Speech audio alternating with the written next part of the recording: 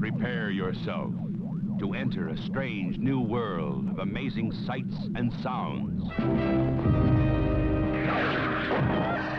Star Crash. From deep space, from the farthest reaches of the haunted universe, comes the supreme galactic spectacle.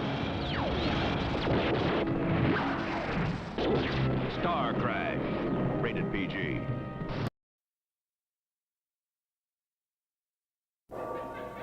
The mind, a place of infinite mystery.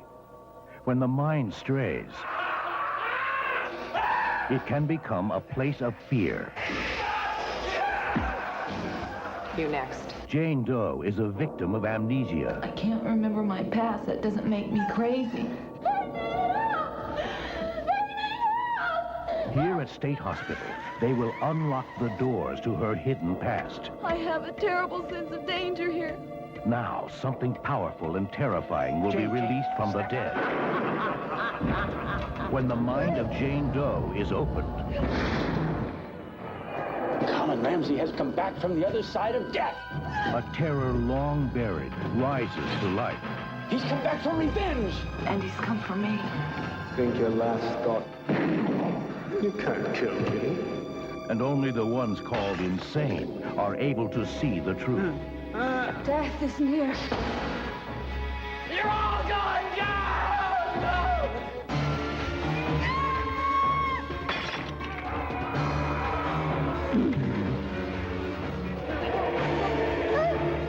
The distance between the depths of a damaged mind and the depths of hell is no greater than the thickness of a door. And now, the door is open. The dead pit, where man's worst nightmare rises from the dead.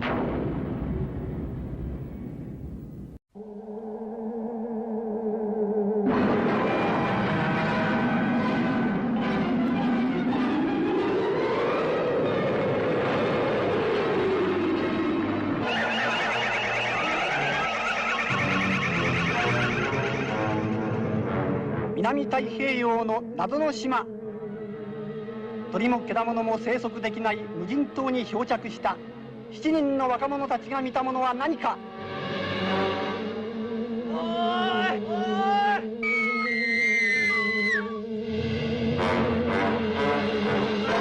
魚、海藻、ウミガメの卵、蛇でもトカゲでも食えそうなものは何でも集めるんだ。今日は言わせてもらうぜ。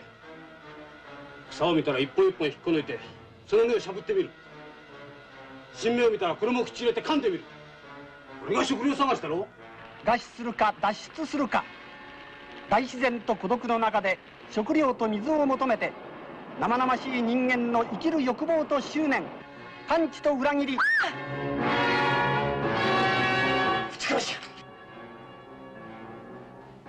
食べ物に不自由してるように見えて。マミ、助けてくれ。お願いだ。ねえ、あのキノコ食べられるんでしょ？あれを食べたらおしまいだよ。愛子さん。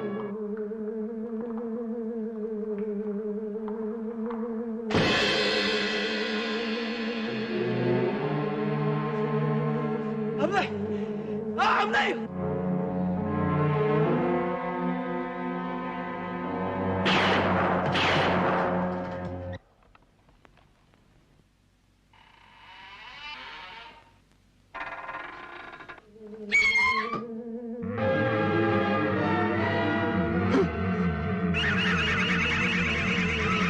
人類の恐怖、マタンゴ。放射能が生んだ巨大な残虐無残な吸血マタンゴ。マタンゴにご期待ください。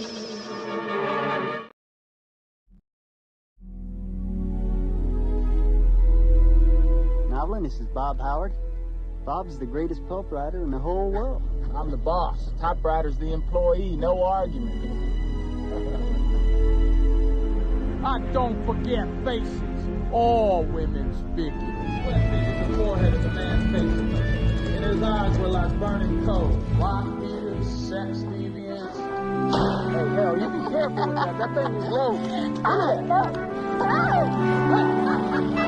I'm saying, the hell with what they think. I said to myself, Robert Howard, there's a girl who's gonna appreciate your moonlight. I'm in the mood to write a love story. Why don't you tell me about your character, Conan? Conan is the damnedest bastard there ever was. To him, combat's a way of life. It's all he's ever known. All he ever wants to know! Robert's a stranger to me, Miss Price. Home in the world most of the time. Kind man needs to be free. I can't be tied down. No road I walk alone.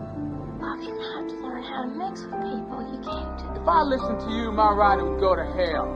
Would not. You want to learn to be a writer? I'll show you what it takes. I believe in you, Bob. I do. I'd be a fool not to listen to the greatest pulp writer in the whole wide world, Robert E. Howard.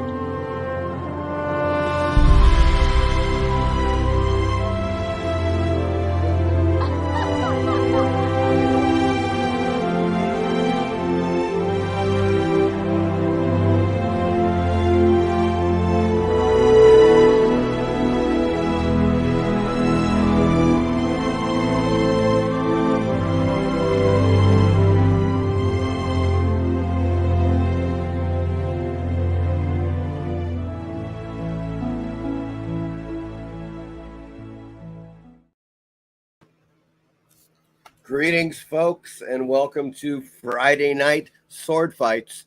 You just watched the trailer to The Whole Wide World.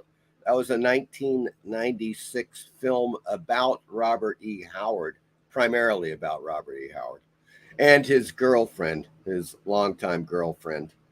It is now on Tubi. It's fantastic. I just found out about this less than a week ago, which is kind of why I'm doing this show.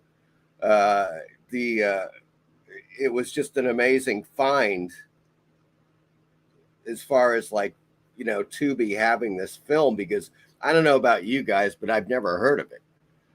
The Whole Wide World. And if you're not aware of Robert E. Howard and his writing, he wrote for Weird Tales for more than 10 years. Wrote a ton of stuff. He created Kull. He created Conan the Barbarian, of course, and a host of other characters. And he wrote horror stories too, as well, which appeared in the pages of Weird Tales. So tonight, it's kind of like a Weird Tales celebration. Of course, it's the 100th anniversary of the founding of Weird Tales magazine, 1923. And so we're going to be taking a look at Weird Tales and Robert E. Howard, and of course the Conan and Kull stuff in relationship to Weird Tales. But first, let's take a look at the comments and see what the heck is going on. Good God. Oh my God, we've got a few. Michael Taylor is on the scene. Hello, Michael Taylor. How are you doing, sir? It's amazing. 100 years. It is. Well, it would have been 100. Yeah, you're right. Because, I think Weird Tales stopped publishing, and the original Weird Tales, which is the Weird Tales, in my opinion, stopped publishing in 1954. Now, once again, it picked up in the 80s. Then there was another 90s version. There's some crappy version out now, which is not even worth it.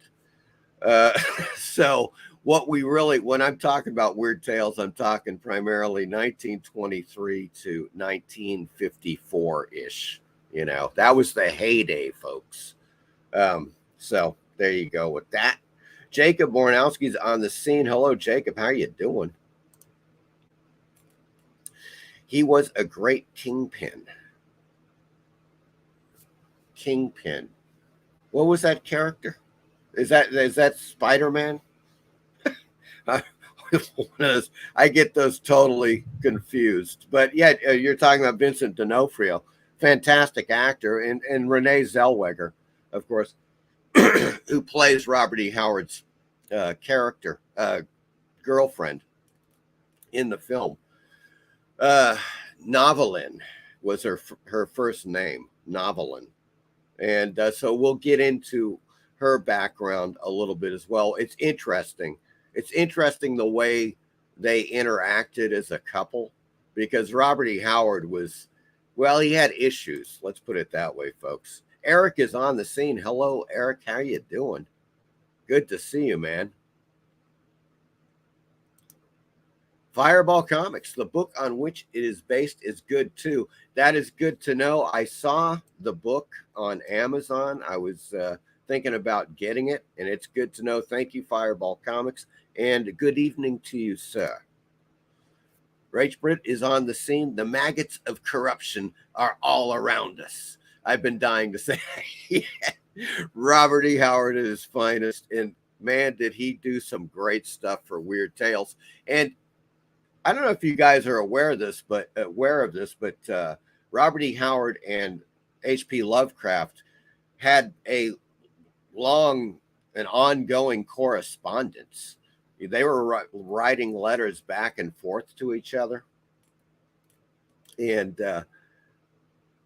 so that we're going to touch on that too.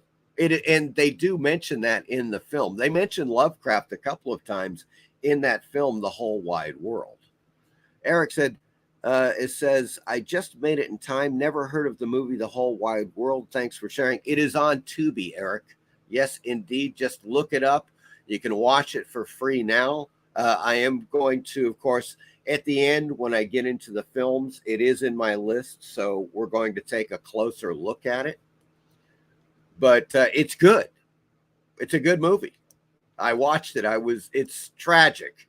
It really is quite a tragic film, folks, because, well, Robert E. Howard's life definitely was a tragedy.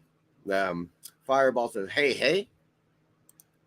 Easy Comic Reader is on the scene. Hello, Easy Comic Reader. Good to see you. Says, watch that movie about a month ago on Tubi. Easy Comic Reader. Fireball Comics. I before E except after C. That's weird. Right there. Michael Taylor, Whole Wide World looks good. I want to check it out. It is on Tubi. My good friend, you can check it out at your leisure. So first off, though, guys, this is going to be a Weird Tales, Robert E. Howard, Conan Call, Solomon Kane kind of night. Okay, it is going to be Friday night sword fights. But first, I want to take a look at, and we're going to do this as a weekly thing, just arrived at Bud's Art Books. Okay, I mean, because of course, we got to take a look and see what the hell Bud has gotten. He gets new stuff every week, folks, and he has gotten some great stuff in. So let's take a little gander at that, shall we? I think you're going to dig it. I think you shall dig it. Yes.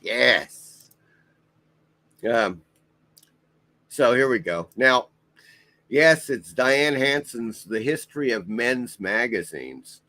Right off the bat, I think that this is looking to be a winner. I don't know about what you guys think about it, but I'm totally into that. It's historical, folks. The History of Men's Magazines, Volume 5. Don't know why it's $70. We'll have to take a look at that.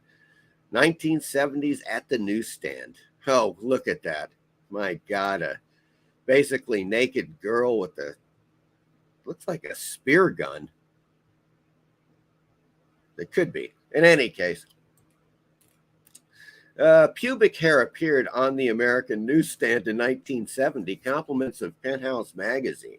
Within a year, it was everywhere. And in 1975, Midwest redneck Larry Flint parted the hair and made the pink beyond the centerpiece of Hustler. There we go. So you can see where this is going. Let's see. Oh, my God. Wow. History of Men's Magazines, Volume 5, includes over 600 hair-raising covers and photos from Denmark, England, France, Germany, Japan, the U.S., and more. It's Taschen, folks. 2023 adult material, which is, there's the reason for the price, $70 price tag.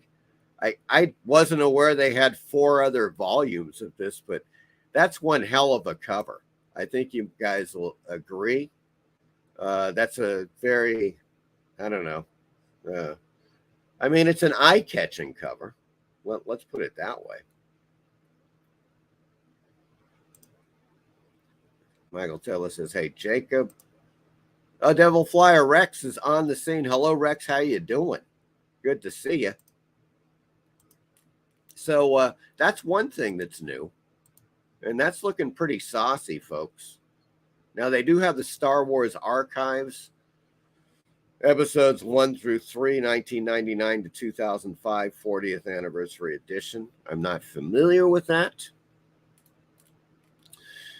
They do have a facsimile edition of After Hours magazine, which is pretty hilarious. It's hard to freaking believe. This was the first ever James Warren publication. Before Creepy and Eerie, there was After Hours, his little skin rag. The very first James Warren publication, meant as a Playboy-style arts and entertainment with no lack of topless ladies. Published in 1957, 1 year before Famous Monsters of Filmland #1. Wow, this facsimile edition features a Betty Page in a centerfold, a nude bride-to-be, Miss Therese, Miss Therese on TV. Soldier of Fortune photographer, Strange City, 36 men and a redhead, East meets West in Philadelphia, Asian nudes, A Night with a Latin Quarter Girl, plus adult cartoons. There you go, mature readers. Oh, they've got there's a few images here. Let's take a little gander, shall we? See what kind of action they got going here. Ah, there's Betty. Oh, yes. Well, great. It's always great to see Betty in the buff. I don't know about you guys, but that's a beauteous thing.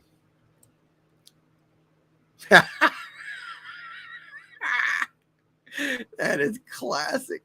Oh, my God. Going to be like something pre-Victorian. Naughty tune there. That is hilarious. Oh, yeah, there's the Asian girls on parade here. Wow. James Warren, before Famous Monsters. Doing the nudies.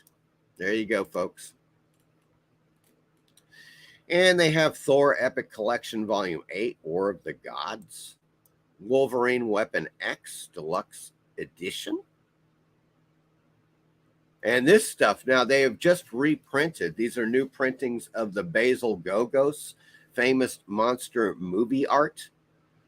So we're going to take a little gander here and see what the freaking heck is going on. Love that Gogos, of course. You know, good Lord.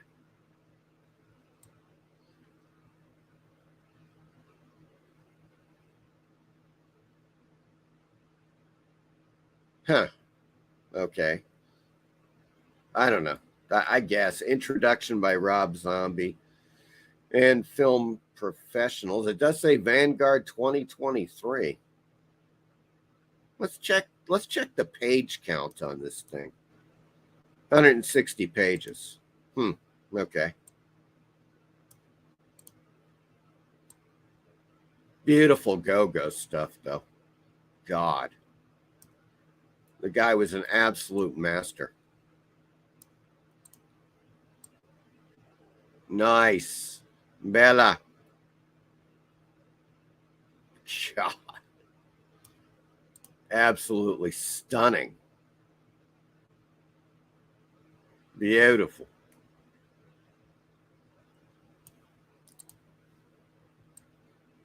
Zachary. That was a classic Famous Monsters cover right there.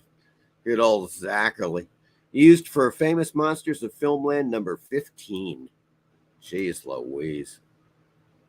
And there's another one. Oh, this is the hardcover printing. I get it. Nice. I really actually like this cover more.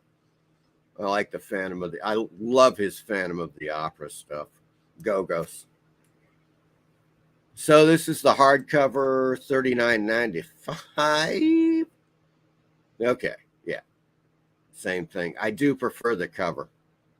I love that. God, that is nice.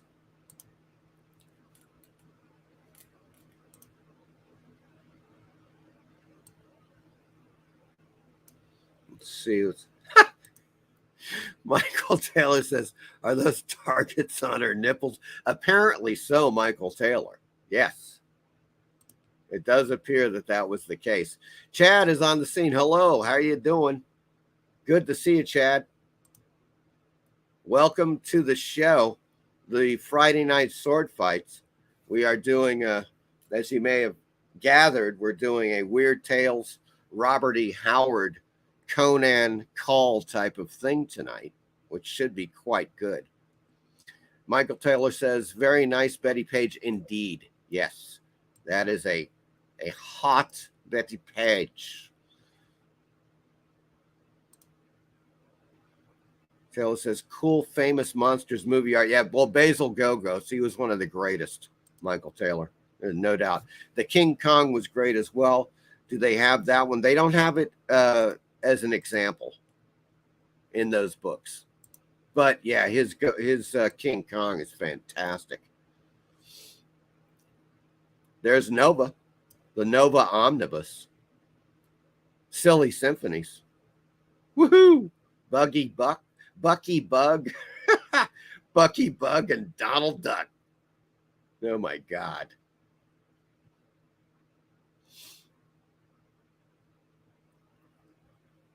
Now we saw that. There's Fantastic Worlds of Frank Frazetta Limited. Freak Brothers, Grassroots and Other Follies. Kind of weird. The Meta Baron, of course, that's based upon the Jodorowsky and Mobius, the Inkal series. The Meta Baron sprang from that. And of course, we get back to the facsimile editions. Now, folks, I ordered one of these. I ordered number 8 here, which has just got one of my favorite Bernard Bailey covers of all time, pre-code horror covers of all time. I should be getting it by Tuesday, which means I'm going to be showing it to you guys next Friday. Now, the idea here being that I want to see just how the reprints go with these facsimiles. Obviously, I have the volumes of PS Art books. This is just a single comic book facsimile, and it comes with a large print, a matted print of the cover. So that's totally cool, and I'm really looking forward to seeing. I mean, I'm assuming it's PS Art books, so I'm assuming it's going to be spot on. It should be absolutely perfect. Let's see, shall we? We shall see next Friday, folks. It'll be quite interesting. But, yeah, so that takes care of what's new with Bud Plant. Now we're going to, one of the things we're going to do now, I think it's appropriate when talking about Robert E. Howard that we start at the end. Folks, the untimely death of Robert E. Howard. Now, as I was saying, he wrote for Weird Tales magazine, pulp magazine in the 1920s and the 30s, basically up until his death, in 1936. He died a year before Lovecraft died. Now, Lovecraft, of course, died of cancer. Robert E. Howard blew his head off with a gun. So, a bit different as far as the endings for these chaps. But let's take a look. Let's start at the end, and we're going to work our way back. As it says here, on the morning of June 11th, 1936, Robert E. Howard walked out of his house, gun in his hand. His father and hired cook were in the house and paid him no mind as he walked past them to his car. Once seated inside, he raised the gun and shot himself in the head. It was the end to a particularly short life and promising career in writing. Well, I don't know if it's one of those lives that could have actually gone on any further. The film gives you a good idea as to just how tormented this guy was. I mean, he had some pretty harsh issues that he was dealing with, and his quote unquote longtime girlfriend, Noveline, they just got along like cats and dogs. I mean, it was how they even stayed friends during that period is just mind-boggling, because Robert E. Howard would just like yell at her and accuse her of being a shitty teacher and not having what it took to be a writer. And in that respect, he may have been right, but this comes out in the film. You see that he's merciless, and I think that Vincent D'Onofrio does a fantastic job of portraying Robert E. Howard, and of course, Renee Zellweger plays Noveline, and they just do a great job. It's a kind of a low-budget film. It's a period piece film, but they do a very good job. Everything looks good. It's not one of these. Look, if you were going to do a similar film on the life of H.P. Lovecraft, it would be much different, because of course he was a city dweller. He was in New York, for example, for many, many years. In this case, these people lived in the wilds of Texas, for Christ's sake. So, it was just there was a lot of flora and fauna around, not many buildings, very small town they were living in, which was Cross Plains, Texas. And so that's basically it. But let me just scroll down here. Yeah, let's get let's go from the end, get to the beginning. The year 1924 marked the first short story sale for Howard. His story, Spear and Fang, an action-packed tale about a Cro-Magnon tribe overtaking the neighboring Neanderthal, appeared in the July 1925 issue of Weird Tales magazine. There you go. So that was the Weird Tales beginnings of the great Robert E. Howard. There is a classic Frazetta example, Conan the Conqueror. This is a book that was published later in the 60s of Conan's works. But let's go ahead. Oops. Sorry about that, guys. What the bloody hell? Oh, I got a little confused there. Here it is. There we go. Yeah, that's just a later, published in I believe in the 60s, Conan the Conqueror. The series, so many paperback series came out with Robert E. Howard's Call, Conan, Solomon Kane, you name it, And as I said, he also wrote a few horror stories for Weird Tales, which is interesting. But in any case, let us get to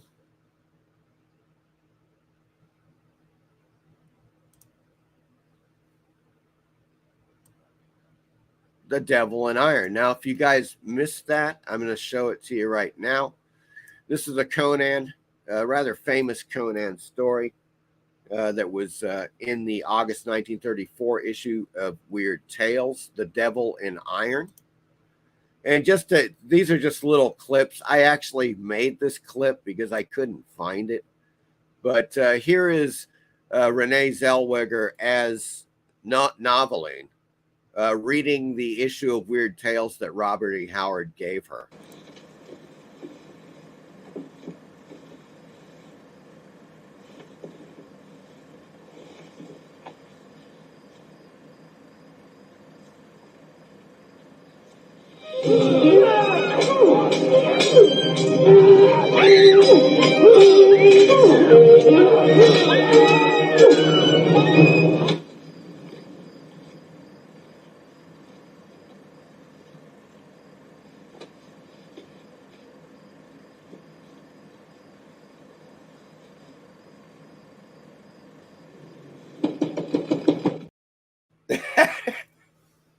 That is such a great scene. Of course, if you're familiar at all with Robert E. Howard, his women were big-breasted, buxom babes for the most part. Okay, and he would, describe these women in detail. So Renee Zellweger's character, who is his girlfriend, Noveline, of course, examines her smallish breasts after she takes a look at that issue of Weird Tales. It was rather amusing. Let's take a look back here. Oops, I missed a few. Oh, good Lord. All right, guys, I gotta catch up here. Let's see here. Oh, Lead Paint is on the scene. Hello, Lead Paint. How are you doing? What kind of sword fight do I need to drop my britches? Now, it's not that kind, Lead Paint. And now we're dealing with Robert E. Howard Conan type of stuff. Chad says, I'm doing good now. I've never heard of these old comics before. Well, Chad, these are actually pulp magazines. Now, they do have illustrations in them, and they're really quite good. Some of the old Weird Tales artists like Virgil Finlay, Lee Brown Coy, these guys were great artists. So fortunately, Weird Tales had a fair amount of illustrations in the pulp magazines. They weren't comic books, but at least they were illustrated with some great artists contributing a lot of work through the years. Michael Taylor says, I have a book coming in the mail soon. Which one? Michael, are you going to give us a hint, Michael Taylor, about that book? Good God. Jacob says, great pick on Horror Mike on that number 8. I got my eyes on getting a copy of that. Are you speaking in terms of a copy of the actual original pre-code comic book, or the facsimile, Jacob? There is that facsimile. I would wait though until if you've got an eye on the facsimile, wait until I get it. Next Friday, I'm going to show it, and I will, we'll see exactly, how it stacks up. Now, I'm pretty damn sure it's going to be as close to the, original as they can possibly make it, because PS Art Books typically is that way. They do a fantastic job. It's Michael. Fireball Comics says he blew his mind out in a car.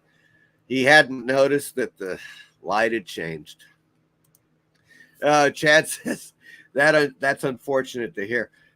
Yeah, he was I highly recommend you guys watch the film.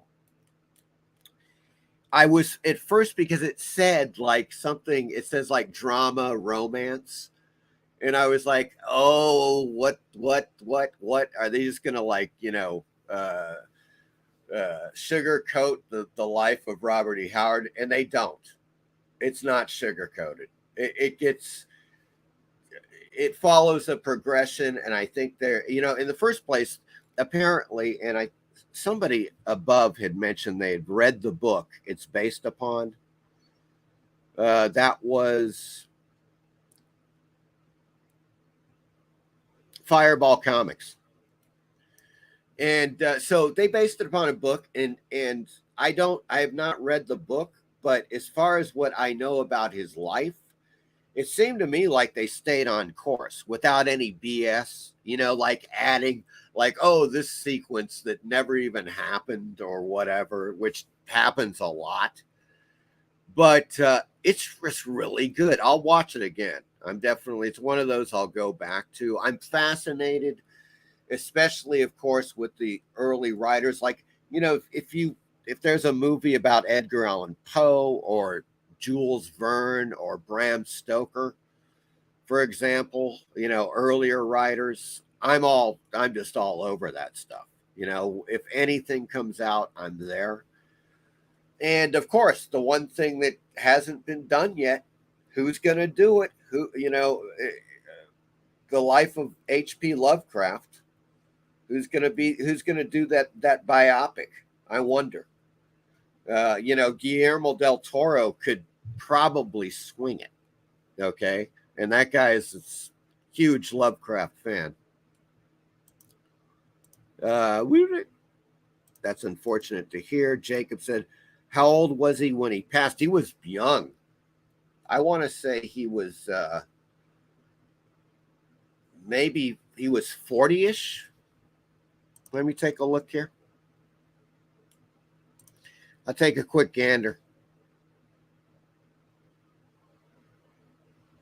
I think that's true, though.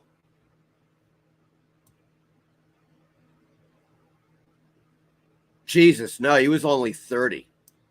He was born in 1906. He killed himself in 1936. So he was 30 years old when he died. Lovecraft, I believe, he was only like 43. He died the following year of cancer. Both tragic deaths. I mean, who knows what they would have done if they had lived. But once again, I just don't think Robert E. Howard was cut out for the civilized world. And he talks about this a lot. It comes up in the film. Very interesting.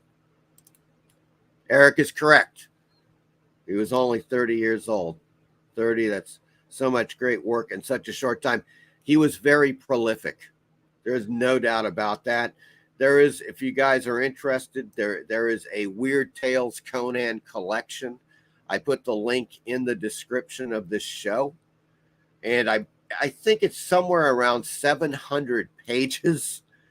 700 pages of Conan stuff, folks, that he did for Weird Tales. The guy was just, in that short period of time, he was just cranking.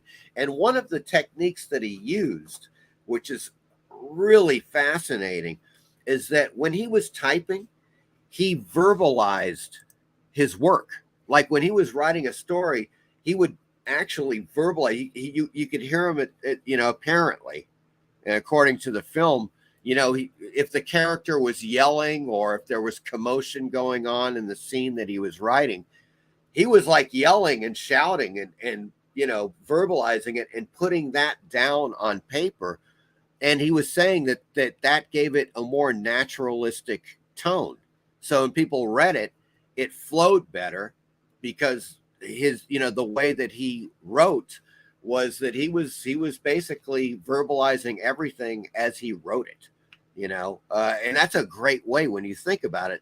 That is like a brilliant way to write. There is no doubt, man. Fireball Comics, I get an Asperger vibe from Vincent's performance. Huh. Yeah, I thought it was fantastic. I mean, if you think in terms of, from the novel, you'd read the novel, I think, Fireball.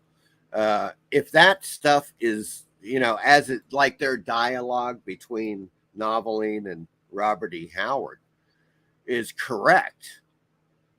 The guy had severe issues. No, he was a total misanthropic mess. I mean, that guy, he talk about being as close to a hermit and a mama's boy as you could possibly be.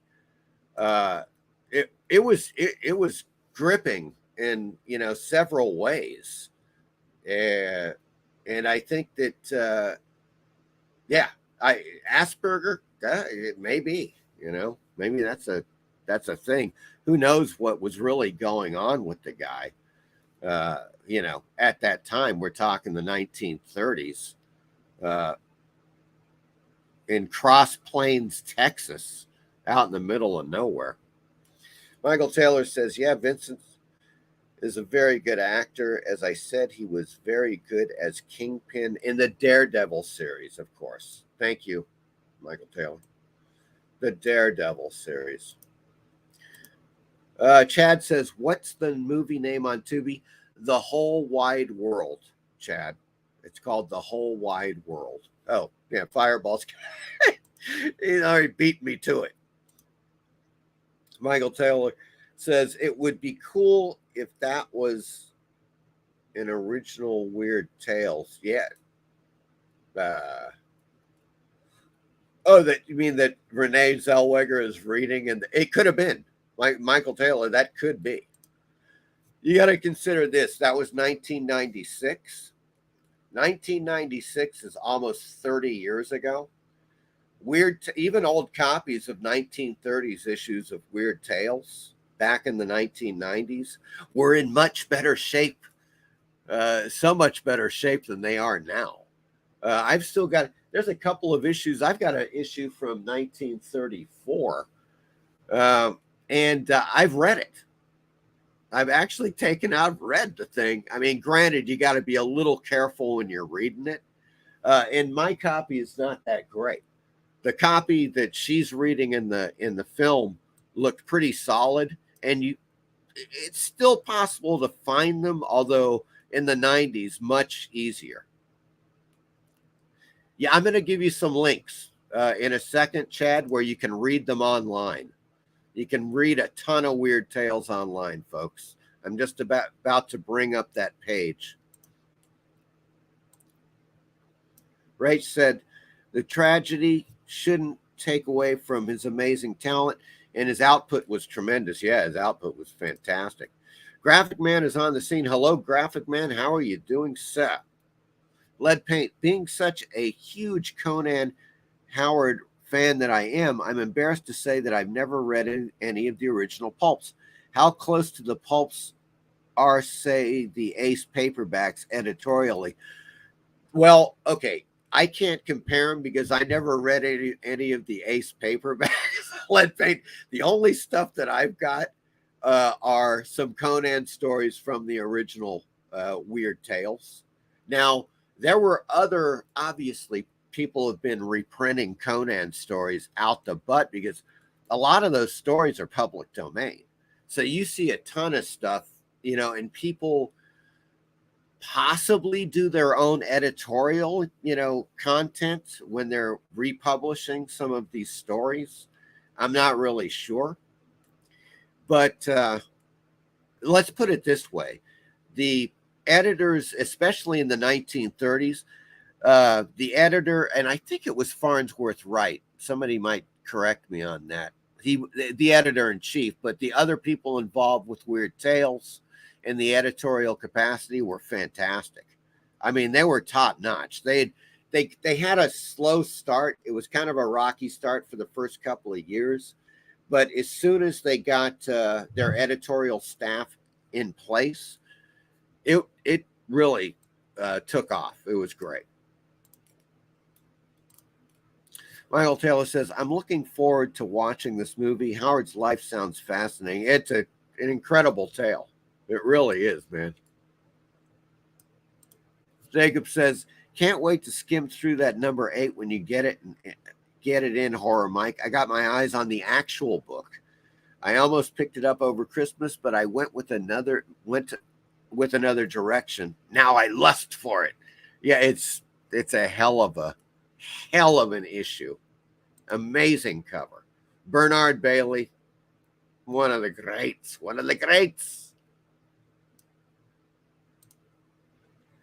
Lead Paint says, I know Lynn Carter and L. Sprague de Camp took some liberties with the Ace paperbacks, but just curious how so.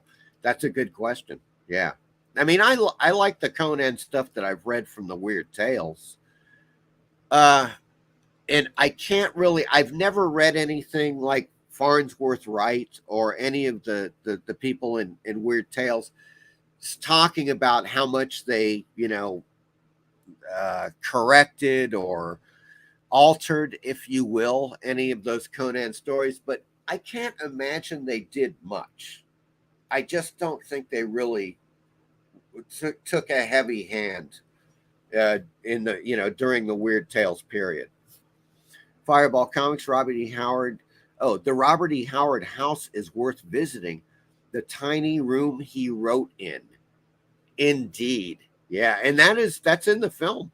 And I think they do a pretty good job of portraying that, like him writing. He's got the old typewriter. He's got the arrowheads on the wall. And his drawings, he would sketch out. He did like Conan sketches and stuff. Whatever he was writing about, he would do sketches of his characters and pin them on the wall. Absolutely amazing. So this guy, once again, for people that just came in, I think one of the most incredible aspects of Robert E. Howard is that when he was writing his stories, he verbalized the stories as he was writing them. He would be yelling, shouting, that, whatever. I don't know, from what was that great quote that you had up here? Yeah, I got to use that quote. Oops. It was right there. Oh, yeah. The maggots of corruption. The maggots of corruption are all around us. He would do that. He would just be totally into the moment. And so by verbalizing the story as he was typing it, it gave it a much more naturalistic feel. So he talks about this in the film. That's an incredible thing for a writer to understand. And his girlfriend, Noveline, seemed to be taken with that aspect of the idea of linguistics, verbalizing things in order to make them as profound as possible, to make them work, as best that they can. And Robert E. Howard was just doing it. He was just a natural, and really an incredible writer. Obviously, you just have to watch the movie. It's hard to say. I know Fireball was saying that it seemed like his performance, D'Onofrio's performance, was, as he put it, a little Asperger vibe. D'Onofrio is he's an odd cat. He's an interesting actor. I don't know, you guys have probably seen films like Full Metal Jacket, where he plays the guy that, he's it's an intense role. He's the one that gets abused in training camp and he takes his revenge. Unforgettable. That was really kind of his breakout performance. Probably. That was, Full Metal Jacket.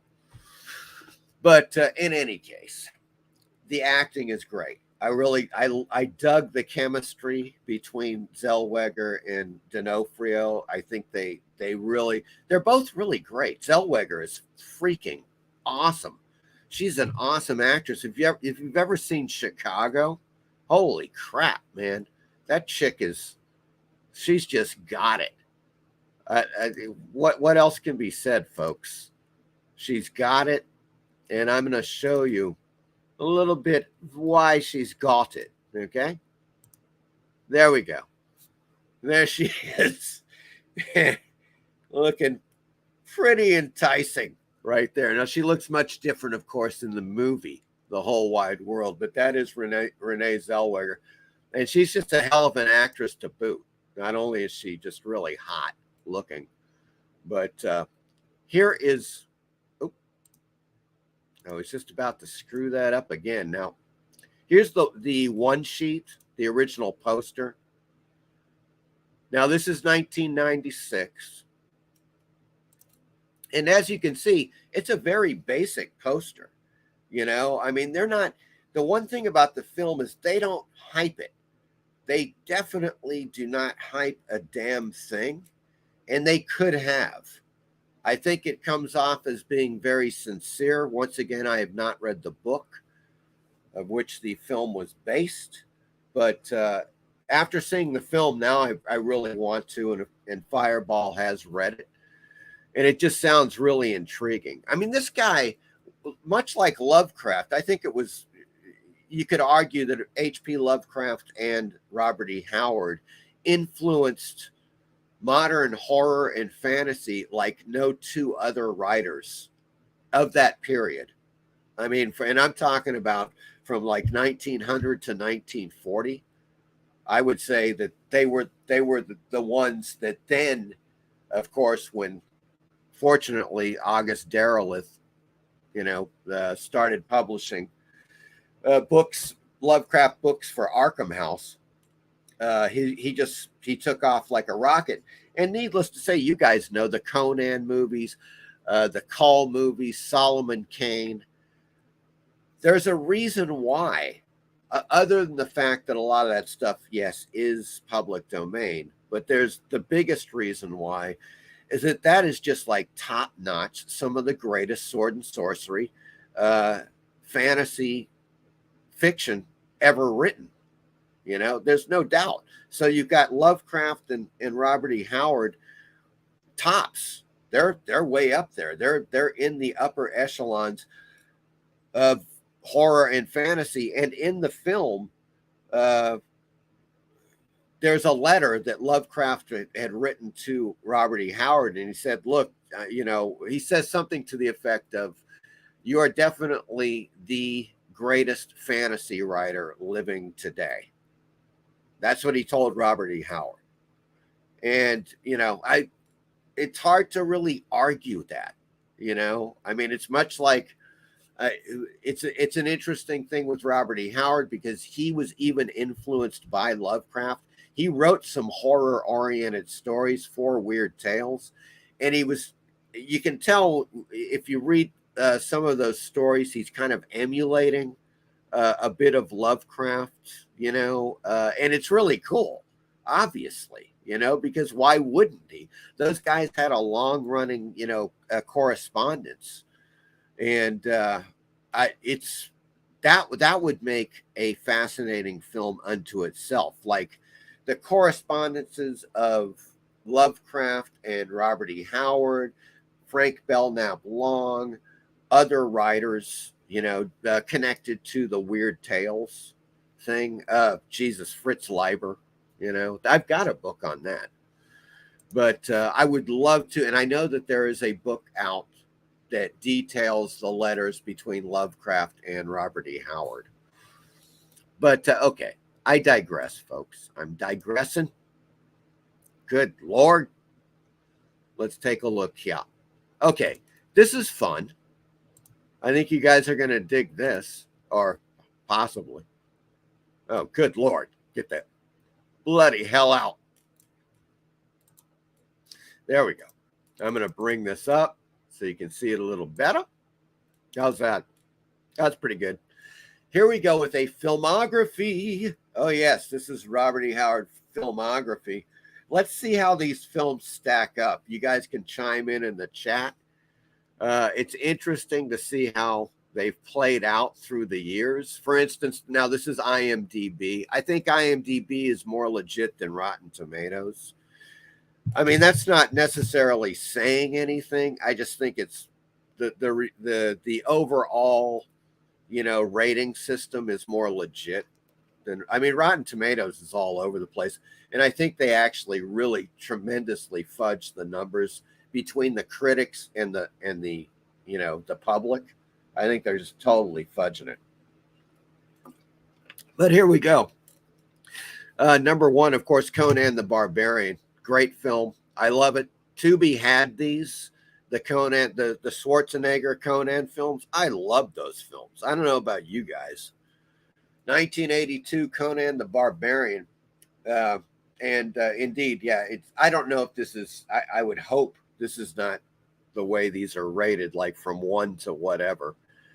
But Conan the Barbarian is one of my favorite sword and sorcery films of all time. There's no doubt. On the other hand, I have not seen the 2011 Conan the Barbarian. Did not turn out so well on the ratings. I just never bothered. I don't know. Maybe somebody in the chat has seen that one, but I haven't. Conan the Destroyer. Oh, yes, the fall of 1984. Grace Jones in that, the unforgettable Grace Jones on the scene, of course, with Arnold Schwarzenegger. And, of course, Wilt Chamberlain is in there as well. And Red Sonja. Now, I haven't seen this one in years. It's a 1985, of course, kind of a follow-up to Conan the Destroyer, a little bit. I mean, they, came out the following year anyways. And anybody? Bridget Nielsen, of course, Red Sonja.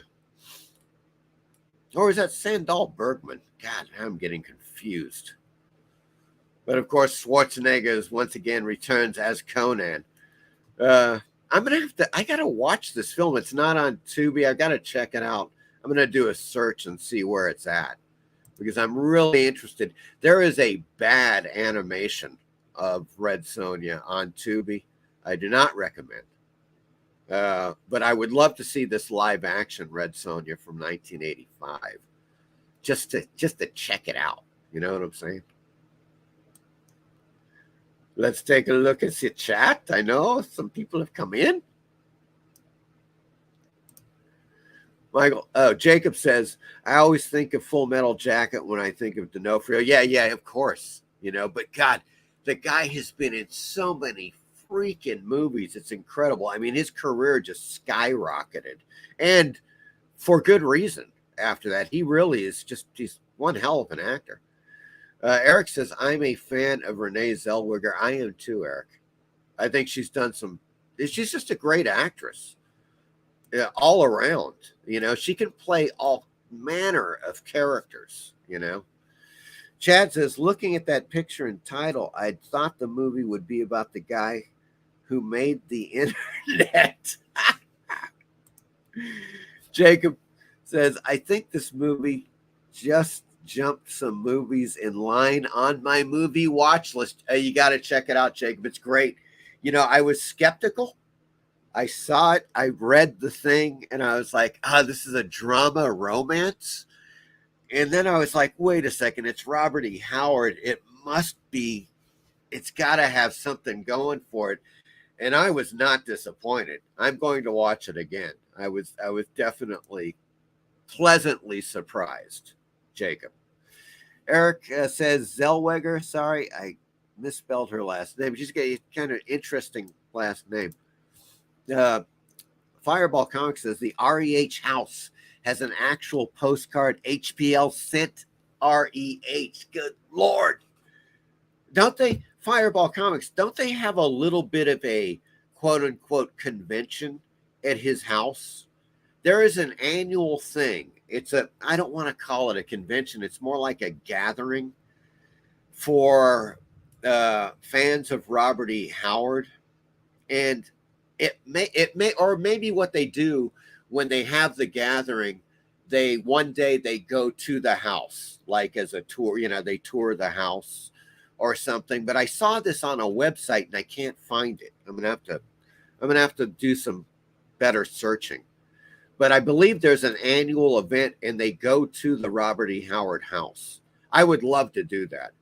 That's one thing that would be what an awesome thing to do.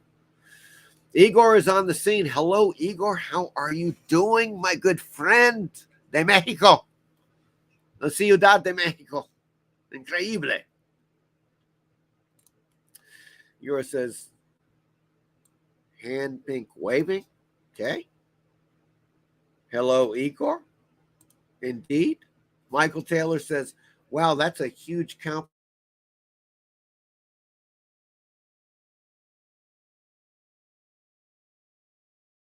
Oops. That was kind of weird. There was a momentary lapse of reason there. I don't know what happened on the screen. But in any case, look, I just want to tell you guys, yeah, what happened is that Robert E. Howard sent a letter to Weird Tales magazine.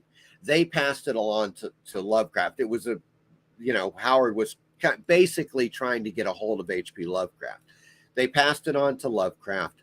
Lovecraft wrote back to Robert E. Howard, and then it just started. They had correspondence off and on for a few years, and I've never read anything about, like, for instance, after Robert E. Howard died, I haven't read anything that Lovecraft wrote about his death, although I'm sure that he was pretty stunned, and possibly even depressed. It's hard to say. I'm going to have to look that up, but I've never read anything about that. The aftermath of his unfortunate passing.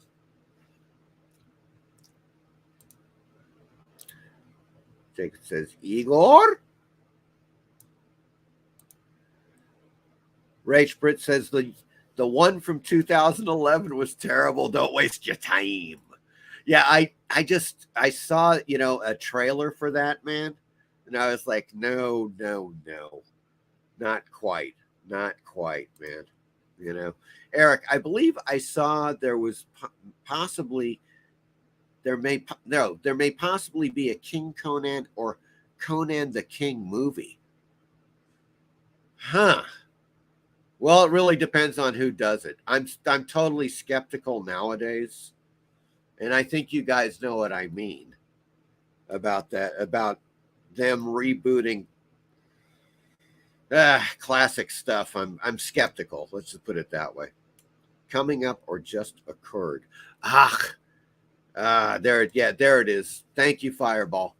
Robert E. Howard Days, April 28th and 29th, just happened.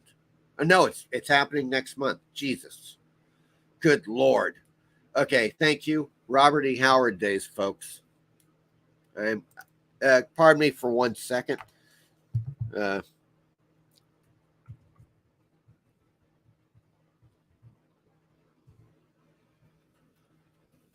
it is.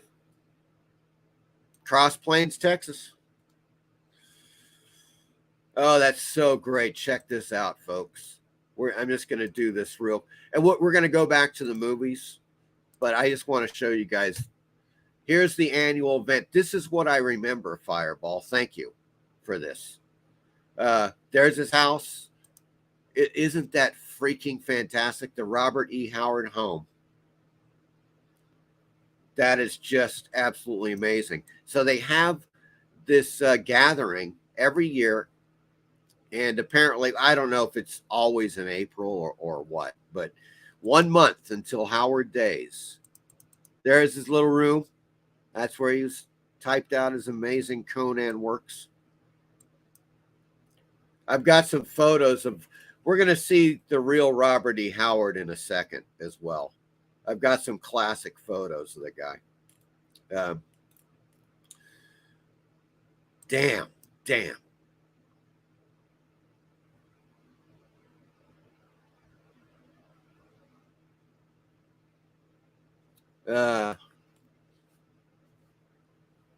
Okay, where's yeah. Okay, I get it.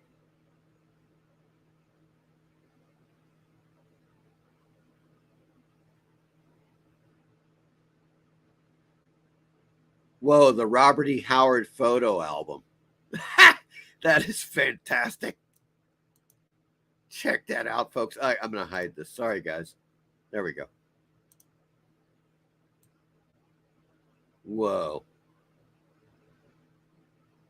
So now, Okay, Robert E. Howard and Weird Tales. Yes. Now I saw this is not the correct cover it's not the cover that I saw.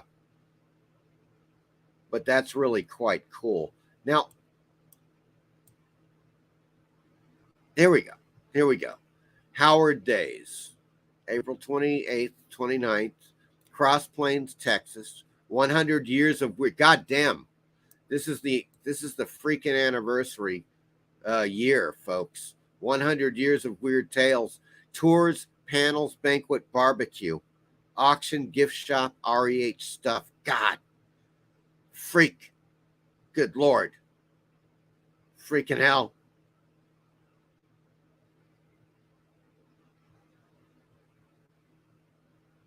This is something I got to consider. This is a huge thing. It's the 100th year anniversary of Weird Tales. Robert E. Howard was arguably him and Lovecraft. They were the biggest. They were the most crucial elements of Weird Tales magazine. I'm not belittling any other writers. There were a ton of great ones, but those two guys were the biggies. They were definitely the biggies. I'm going to save this. I need to take a closer look at this. But that is fantastic. Are you kidding me? Jesus Christ.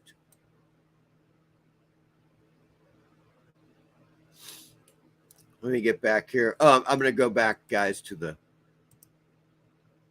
movies. There's Red Sonja. Now somebody's saying it was so-so. Let's take a look. Lead Paint. There's Red Sonja, so-so. Bridget plays Sonja. Arnold doesn't play Conan. It's some other character. Oh, freaking hell. That's... God, it's been a long... I could have sworn I remembered him as Conan. I mean, I saw it. The last time I saw it, friends, was in the 80s. Let's put it that way. It's been a while. Yeah. But I thought he was Conan. Jesus. It's all a blur. It's just all a blur now, folks. Eric says, if you're asking me, Fireball Comics, possibly in the works for a King Conan movie. Can't recall where I saw it. Yeah, I mean, once again, yeah, I'm skeptical. I don't know.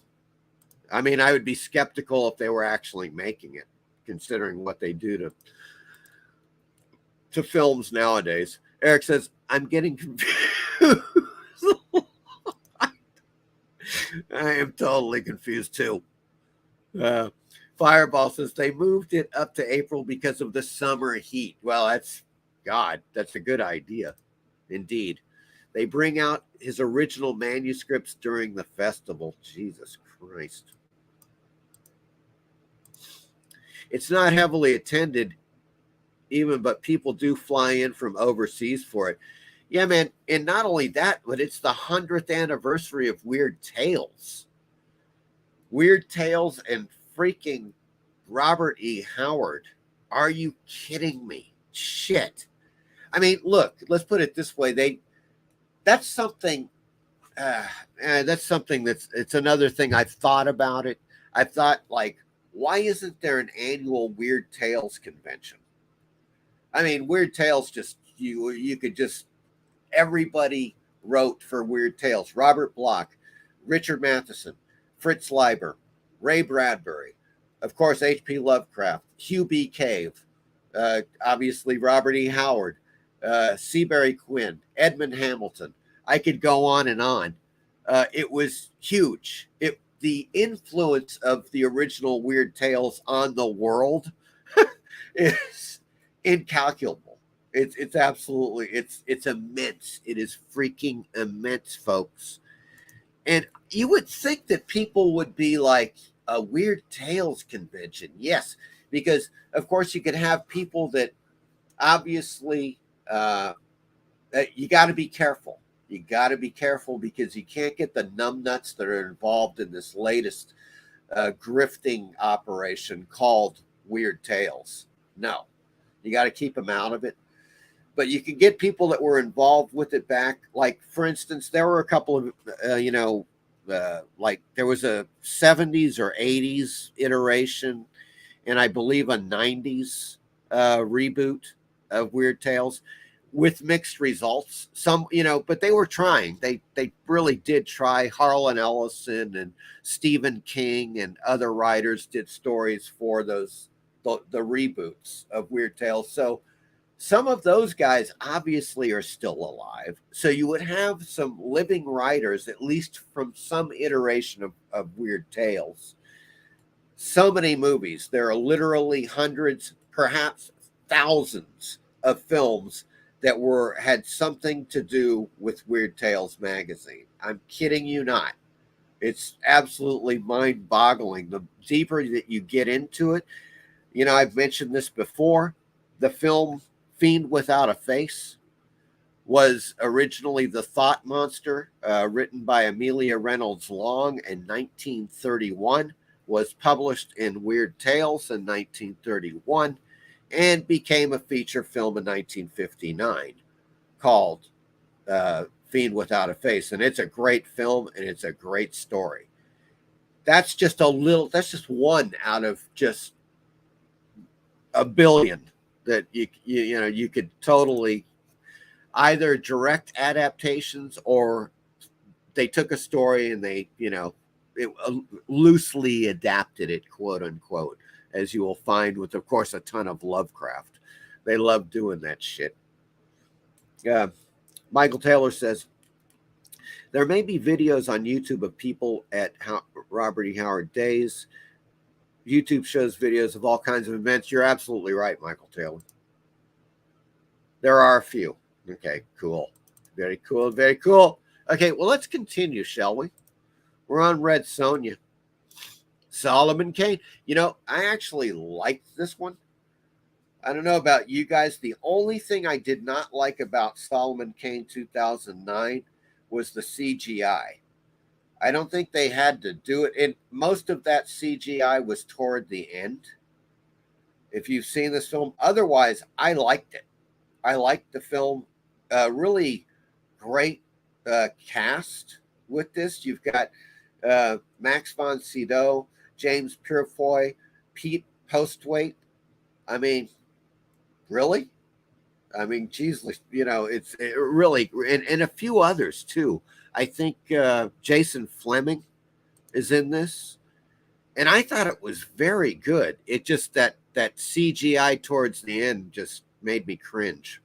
That was my only problem with it. Kull the Conqueror, 1997.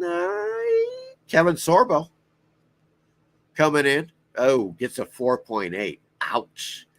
Yikes. Huh. Well, I don't know. I may have to check that out. I may have to find this one. I can't say that I've seen it. Conan and the Young Warriors, animated show from 1994. Got a high rating. Got a 7 on IMDb as well. Conan the Adventurer, 1992 to 1993. 7.3 on the ratings. I have not seen this animated series. Perhaps some of you guys have. I mean, okay, it's cool. If you've read the original Conan, it doesn't matter if in the later paperbacks or the original Weird Tales, you'll know a couple of things. Robert E. Howard was graphic. The stories are extremely violent. They're sometimes really sexy. He doesn't hold back. He didn't really give a damn. I mean, he was just balls to the wall, whatever it took. Conan was born of violence. He was born, he was born into becoming a warrior. That was his thing. He was a barbarian. So that's what he is. And it kind of makes me think like an animated series. I don't know. I haven't seen it. So, I mean, is it gory? Do they have blood in this series? Is he chopping limbs off of his foes? I don't know. The Legend of Conan. What? The plot is unknown at this time. To star Arnold Schwarzenegger? What? Huh. That's weird. That is weird. And we have Conan the Adventurer from 1997, 1998. I don't know anything about this. So there you go. That was Conan in the cinema. And now what we're going to do, before we get a little more into that movie, I want to show you guys some really choice Weird Tales covers that revolve around Robert E. Howard. Now, this is Red Shadows by Robert E. Howard. This is the August 1928 issue of Weird Tales magazine. 1928, folks. Good Lord. That was 95 years ago. Whew. That's just mind-boggling when you think about it. Okay. And let us move on here. Was that the one I just... Fucking hell. Yeah, I think I just did that. I don't know what the hell that is either. Take a look. Oh, shit. Balls. Okay, what's going on here? It's having a conniption. Ah, there we go. Wolf's Head by Robert E. Howard, April 1926 issue. And these issues, it's got in the 1920s issues featuring any of these where you have Robert E. Howard or Lovecraft on the cover or as a prominent story in the issue. These things are through the roof. Not only that, but it's genuinely hard to find copies that aren't just falling apart. It's not like 1950s or 60s or 70s comic books. And these things are practically 100 years old. And they were made of cheap pulp paper. So they're really, they're just fragile. Let's put it that way. And expensive as hell if you find them. That's the thing. Another really snappy cover, June of 1930. The Moon of Skulls by Robert E. Howard. Very cool. Unusual art. I do like the 30s art more, definitely. But they're still cool. Still quite cool. There we go. One of my favorite freaking covers. Well, September of 1934 issue of Weird Tales. The People of the Black Circle. God. Let's see if we can. There we go. Bring it up. Hopefully you guys can see this pretty well. Now that is a beautiful cover. And I believe it's a Margaret Brundage cover. She did a ton of them starting in the early 1930s. But that is just fantastic, folks. Beautiful. This one is going to cost you a pretty penny. There's no doubt about that. I would love to get the original of this one, though. Oh, my God. That would be freaking fantastic. Okay. Let us move on, my friends and fiends. What is this? Here's another one, yeah. The Fire of Assurbanipal? What? Assurbanipal. Yeah, Assurbanipal, apparently. The Fire of Assurbanipal by Robert E. Howard. Good Lord. And Lovecraft is actually in this issue as well, along with August Derleth. Jesus. Wow. I might have to hunt this sucker down. I'm not sure, guys. I'm not sure. This strikes me as being like maybe a December of 1937 or 38, maybe. After Death, posthumous publishing. Very possible. I'm not sure. I'd have to look it up. But those are some covers. Here's, where the hell is that thing? I know I put it in here. That's pairing books right there, but where the hell's that? The Howard Works. Oh, here we go. Here we go. Now this is, I've linked this in the description in case anybody's interested. This is Robert E. Howard's Conan the Cimmerian Barbarian, the complete Weird Tales omnibus. Depending on the information, the specs on it, it's somewhere between 650 and 850 pages, right?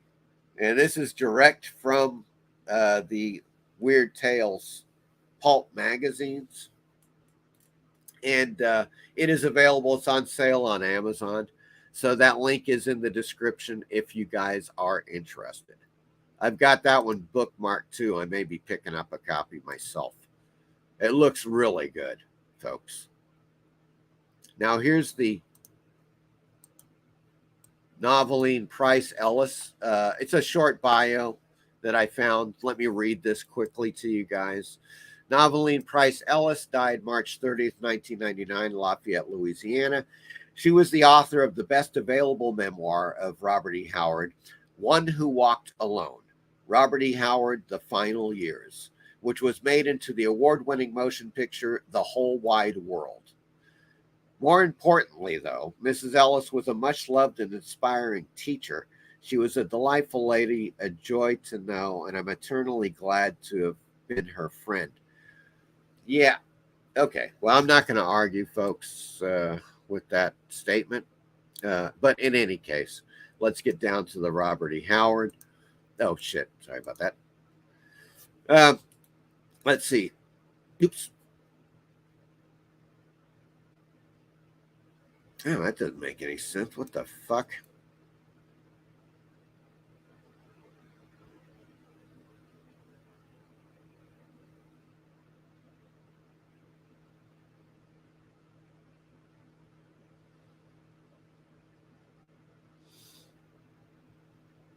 Yeah, here we go. This is the interesting part. Noveline Price first became fascinated with speech, then called expression, at a very young age, and recalled being lifted onto store counters to recite poems and other readings she had memorized when she was barely more than a toddler. So that came absolutely right into what Robert E. Howard was doing when he was verbalizing his stories as he typed them out, so they had this form this, interesting bond, even though, as I mentioned before, it was a bit of dogs and cats kind of thing. So in any case, that's Noveline Price. She was the heartthrob of Robert E. Howard pretty much up until his death. I'm not going to, you got to see the movie. There's a few things in the film that I'm not going to give away. I'm not going to do that at this point, but I thought you'd want to see that. Now, a couple of things to note here. This is the Howard Works, which you might be interested in. I am going to put this in the chat.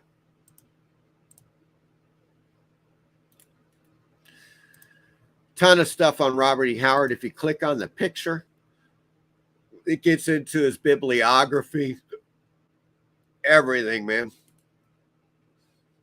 The publishers, hardcovers, anthologies, stuff about Howard himself, audio, trade paperbacks, periodicals, letters, collections, of course, letters to and from Lovecraft, ebooks, video, everything. Even foreign language versions of his stories are in this. So a hell of a resource. Check it out if you are interested in learning more about the great Robert E. Howard. And there was one other that I wanted to show. Yeah, here we go, folks. You guys know the Internet Archive, archive.org. It's an invaluable resource. I'm putting the link in the chat right now. There we go. This is just to check this out, folks. If you scroll down, these are all digitized copies of Weird Tales, many with the original Robert E. Howard stories in them. That if you wish to read them, and I would strongly recommend, if you were, I don't know, it's subjective, but I wonder if they have the People of the Black Circle. They do right here. Read this one, Robert E. Howard. I think you will dig the shit out of it. It's Conan. It's part 1 of 3. So there are 2. Just read the following 2 issues on here. But that one might just wet your whistle right there. As a matter of fact, it probably will. It's fantastic. They have digitized dozens and dozens of Weird Tales issues. The original's so hard to get. All of these from the 20s and, of course, going into the 30s. Jesus. Fantastic. So I put that link in the chat, folks. You might want to bookmark that one if you're interested in reading some of the original Robert E. Howard Weird Tales, Conan, or his other stuff that he wrote. He did write, as I was saying, just some one-offs like horror stories and fantasy stories that weren't Conan related. Let me go back up. I know some people have remarked in the chat. Here we go. Ray Spritz said, went to Cross Plains in the mid-90s. Swear I saw ZZ Tops in their 3 hot rod. Visited Robert's grave. Wow, my favorite author. Awesome. Rach Britt. That is totally awesome. Years ago, Rach, I bought and then I'm talking, this is 80s, early 80s. It must have been early 80s. Maybe it was mid 80s. I bought the illustrated, Robert E. Howard's Blood Star, which was, it's a graphic novel, of course, illustrated by Richard Corbin. And it's just fantastic. Of course, it's a little pricey nowadays. I had a signed and numbered copy. Friends, don't do drugs. Just don't do it. In any case, I no longer have it. But I love that. That was just a great, combination of a fantastic artist and a fantastic writer. And then you get your Blood Star. Daniel Ring is on the scene. Hello. Love me some Weird Tales, and I do as well. I concur, Daniel. Someone should reprint Weird Tales issue by issue or in omnibus collections. I agree. Now, if you're not aware, Daniel, allow me to put this in the chat, lulu.com. They do replicas. If you're not aware of these guys, I'll show you a couple. Check this out.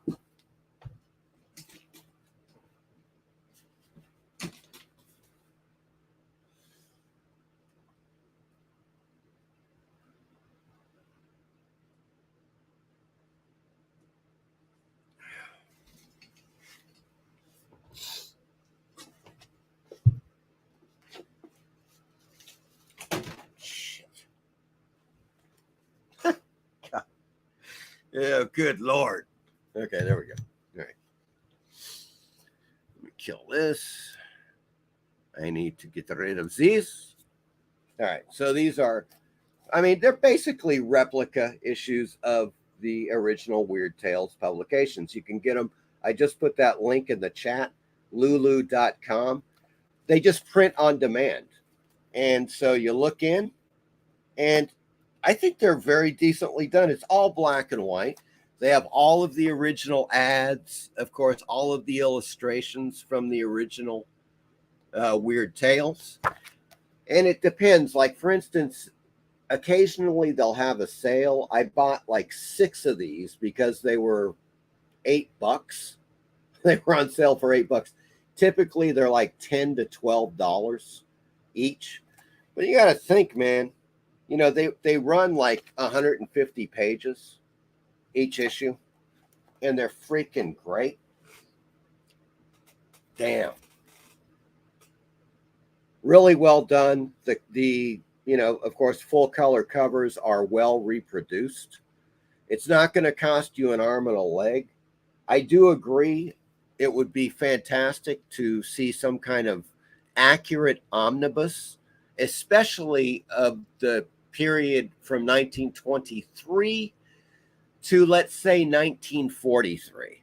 Because even after Lovecraft and Robert E. Howard were gone, they were still, of course, both of them were so prolific that Weird Tales had a ton of shit that they were just publishing for years after their deaths. At least, I would say, into the early 40s, maybe like the mid 1940s. And of course, then they went ahead and did, you know, reprints of original stories after that.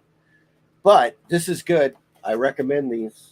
You know, otherwise, if you're looking for an original in any kind of decent shape, you're going to pay $1,000 for it. It's going to cost you $1,000 easily. I mean, if it's in readable condition, it's easily $1,000, $2,000, $3,000. I've seen them go way, way up there. It depends. Once again, as we were, talking about earlier, if Lovecraft's on the cover or Robert E. Howard or a few other people, obviously those issues are going to go through the roof. You can see them on eBay. People are, just like casually, $500, $1,000, $3,000 for an issue.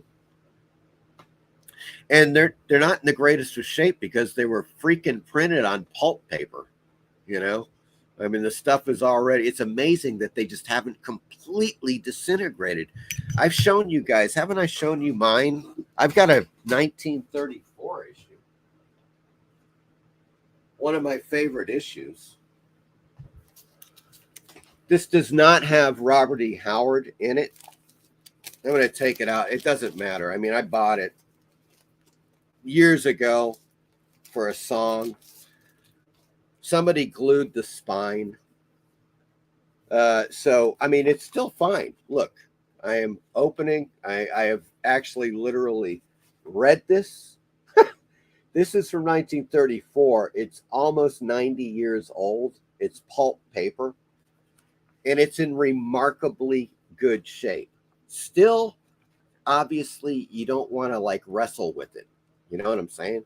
And the one thing is, you can't really tell there, but they did glue the spine. That's why I got it for a song, But this has got the Winged Death by Hazel Held, who is in reality H.P. Lovecraft. And it's got this fabulous Margaret Brundage cover. It also has an amazing, the cover story is The Black Gargoyle by Hugh B. Cave. Hugh B. Cave was another excellent pulp writer who contributed a ton of stories to Weird Tales and other pulp magazines of the day. So you can find, this is pretty decent.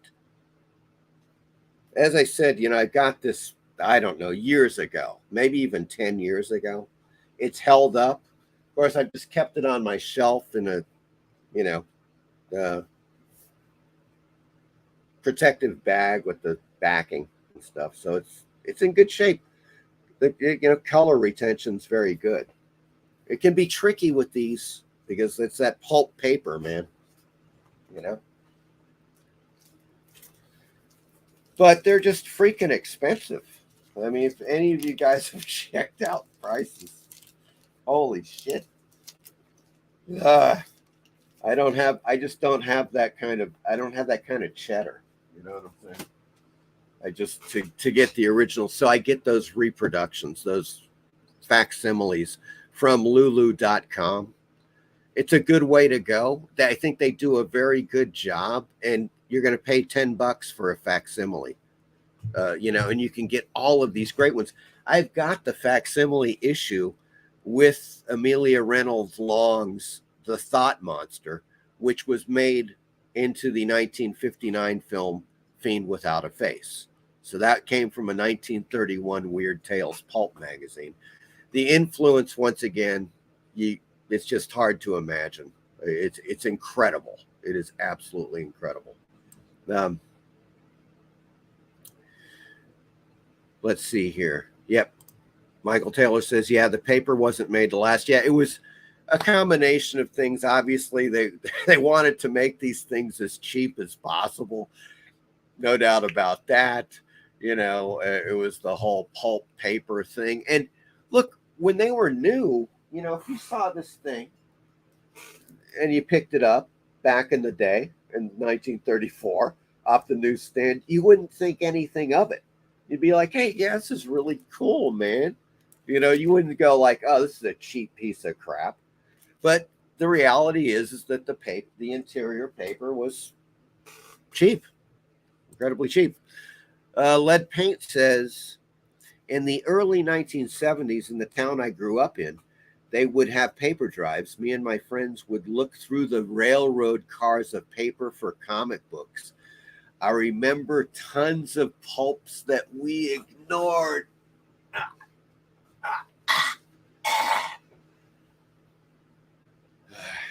It happens. It happens. Lead Paint. I mean, what can be said, man? You know, I mean, Jesus Christ. There's like stuff you can't. Hindsight is just a ridiculous bitch that I'm not even going to get into. I can remember being, for instance, in the late 1970s. I'm a teenager, young teenager, living in Southern California. Go to Hollywood. You're at like Cherokee Bookstore or Larry Edmunds Bookstore. There's a 2.0 copy of Action Comics #1 for like, I don't know, $400, $500. So, I mean, just consider that, roll that around in your minds. And you know, of course, I wasn't even into DC Comics at that time. I mean, but obviously you're like, oh, that's Action Comics #1. That's really cool. It's a 2.0, you know, or as they would have graded it back then. You know what I'm saying? Back in the day. Jesus, I don't even, I would shudder to think if you had a 2.0, a solid 2.0 Action #1 now, you would be fairly wealthy. I mean, you would be into the hundreds of thousands of dollars for absolute fact. So, you know, those are things that you kind of like go, yeah, you know, if I'd only plunked down $500 in the late 70s on that Action #1, you just can't do it. You'll go insane in those terms, thinking about that stuff. Yeah. Fantastic covers, yes. Fireball Comics. There's an article somewhere on the web that describes Noveline's reaction at seeing Whole Wide World. Oh, interesting. I thought it was, you know, it just seemed like to me to be a fairly, the way that it was done, like a sincere and heartfelt adaptation, or not even looking at it from being an adaptation, because I haven't read the book, but just being sincere as a film, as a portrayal, because you notice something when you're watching the film. Like normally in a movie like that, you'd be like, well, why isn't there more action? Or why don't they do like a thing where he's imagining Conan as he's writing Conan or something? And no, they don't do that, because that's not the type of film. They could have done it, and they could have hyped it. And I think you know what I'm saying there. They really could have like kind of taken advantage to get more people, you know, in the seats, because it was truly, I don't know, I would call it a historical drama romance kind of thing. But for us, I don't care. It doesn't matter. Yes, the romance aspect is a pretty fair part of this movie, but it's not the kind of romance that you're thinking of. It's a tormented romance. You know, I mean, he's not abusive. He is verbally, occasionally abusive towards her, and he's not physically abusive towards her. But he was quite a character, to say the least. I mean, I don't know what else to say about it. Let's go. Let's see here. Oh, there's my link to Howard Works there, folks. Oh, Easy Comic Reader says, thanks for the heads up on the Amazon link. Just bought the Kindle version. Excellent, man. I think you're going to dig the hell out of it. The one thing, is I have not read all of the Conan stuff, obviously, from the original Weird Tales. That's one of the things. I may just get the Kindle version like you are, because it is much cheaper. That's one thing about it. I should probably do that. But I've only read a few of the direct Conan stories from Weird Tales. The stuff that I've got, as I say, whatever collections I have that happen to have the Robert E. Howard stuff, that's what I've read, and then the occasional later published works like in the 1960s or 70s or 80s, like Lynn Carter did some stuff, a few volumes of Conan things. And I read that stuff. This was back in the 70s and at the most 80s, folks, when I was really like heavily into the Conan stuff. There's the archive link, folks, if you want to read some digitized Weird Tales. Internet Archive, always great. It is. It's fantastic, Chad. Absolutely fantastic. Daniel says, God bless the Internet Archive. Now we have the people that know in our group here. Yes, we praise the Internet Archive. It's just, there's no doubt about it. That's lulu.com. Those are the guys that do the reprints, the replica, or I don't know what you want to call them. They're kind of facsimiles. I think they do a good job of reprinting the Weird Tales. Let's see. Jose Villanruba is trying to reprint Bloodstar. Whoa. That's interesting. That might, if he can do it, more power to him. That would be fantastic. Michael Teller, that's a nice added bonus. Original ads. Yeah, it is the entire thing as you would have read it back in the day, Daniel says, Seabury Quinn also wrote for Weird Tales. Yes. Love the Jules de Grandin. Yes. The detective. A detective who investigated weird happenings. Yes. You can almost call that like the original X-Files or the original Night Stalker stuff in a certain sense. Although, yeah, you could. There's a certain amount of that. I've read some of those stories. I've got some of those Seabury Quinn de Grandin stories in a few of those issues of Weird Tales. Oh, I see. Oh, right. Okay, on the earlier comment. I gotcha. Okay. All right, guys. Now, guess what? We are going to take a look at what the new films. We're at that point, folks, where we're going to head on over to Tubi. Oh, yes, Tubi.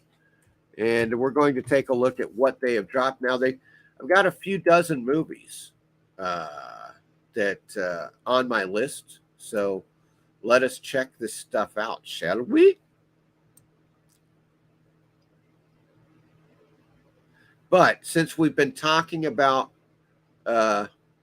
Robert E. Howard, first I just want to show you guys the trailer for the film. Novelin, this is Bob Howard. Bob's the greatest pulp writer in the whole world. I'm the boss. Typewriter's the employee. No argument. I don't forget faces. All women's figures. The forehead of a man's face. And his eyes were like burning coal. Lock ears, sex deviants. Hey, hell, you be careful with that. That thing is low. I say, The hell with what they think. I said to myself, Robert Howard, there's a girl who's gonna appreciate your moonlight.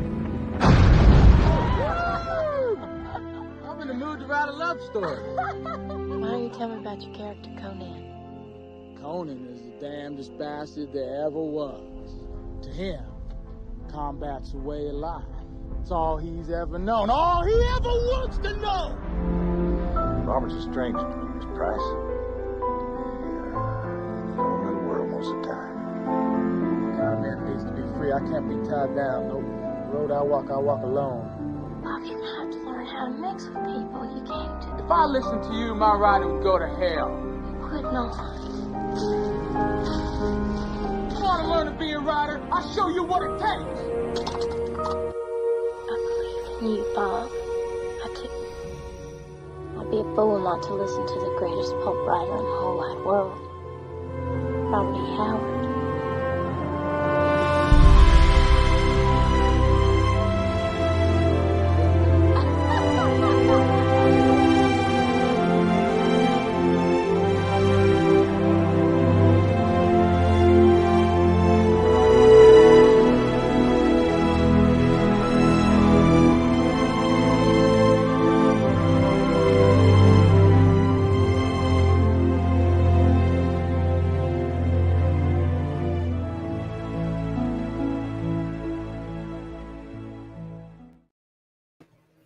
Okay, there we go. Now, there you go. I mean, it does play like a drama romance kind of film.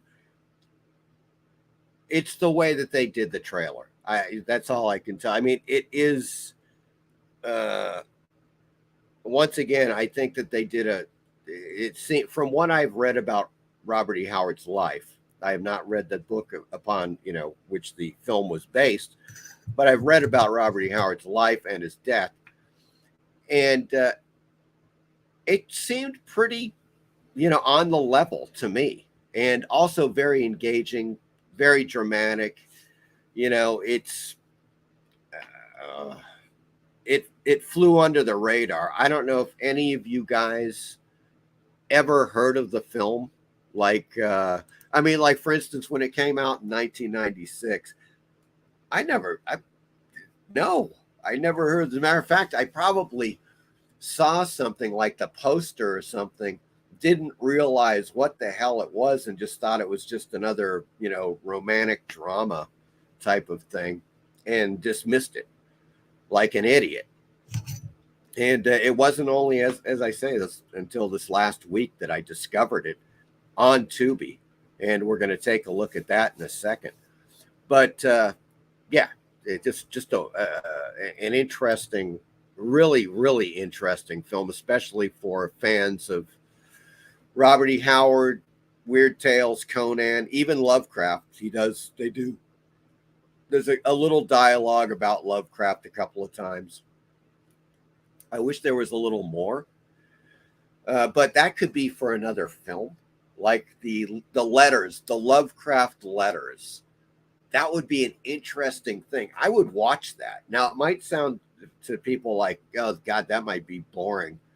But I think it could be extremely, if you did it right, Lovecraft letters would be really engaging and interesting as a film because of all of the interesting people that he was corresponding with. Of course, Robert E. Howard, Fritz Leiber, geez Louise, man, there were a ton of people. Frank Belknap Long, even Houdini. He had correspondence with Harry Houdini, for Christ's sake. I mean, it's just a really great variety of people. There are 5 volumes of Lovecraft letters, folks. I don't know if you're aware of this, but Arkham House put out 5 freaking volumes totaling more than 1,000 pages of letters that Lovecraft wrote, and of course correspondence that he received back. This guy wrote, it seems to me like he wrote as much as far as, his correspondence, his letters, that he equally enough or as much with the actual fiction that he wrote. You know, I mean, it seems like it's kind of even, which is a ton of letters. You know, good God, the guy was just prolific in the letter writing department. Michael Taylor says that's a haunting trailer. Yeah, it's a good film. I really recommend it. Igor says, fantastic history, Mike. Thanks so much. Oh, you're very welcome, Igor. I'm glad you're enjoying this. Horror Mike, are you on Facebook? Yes, Daniel, I am on Facebook. Look up. Well, as a matter of fact, I can put it in the. I'm not personally on Facebook because secretly I hate Facebook because they are censorious bastards. But I still have my page. I'm going to drop this in the chat in case anybody wants to check it out. I put all of my stuff in there, all of the videos that I'm going to post and so forth on YouTube and BitChute. There it is, my Real Progress page. I won't give it up because I got like over 4,000 followers on there. But I refuse to, I don't use my personal Facebook anymore because they screwed me. Facebook sucks. They just suck so bad. So I've just resorted to, I just keep my page and that's it.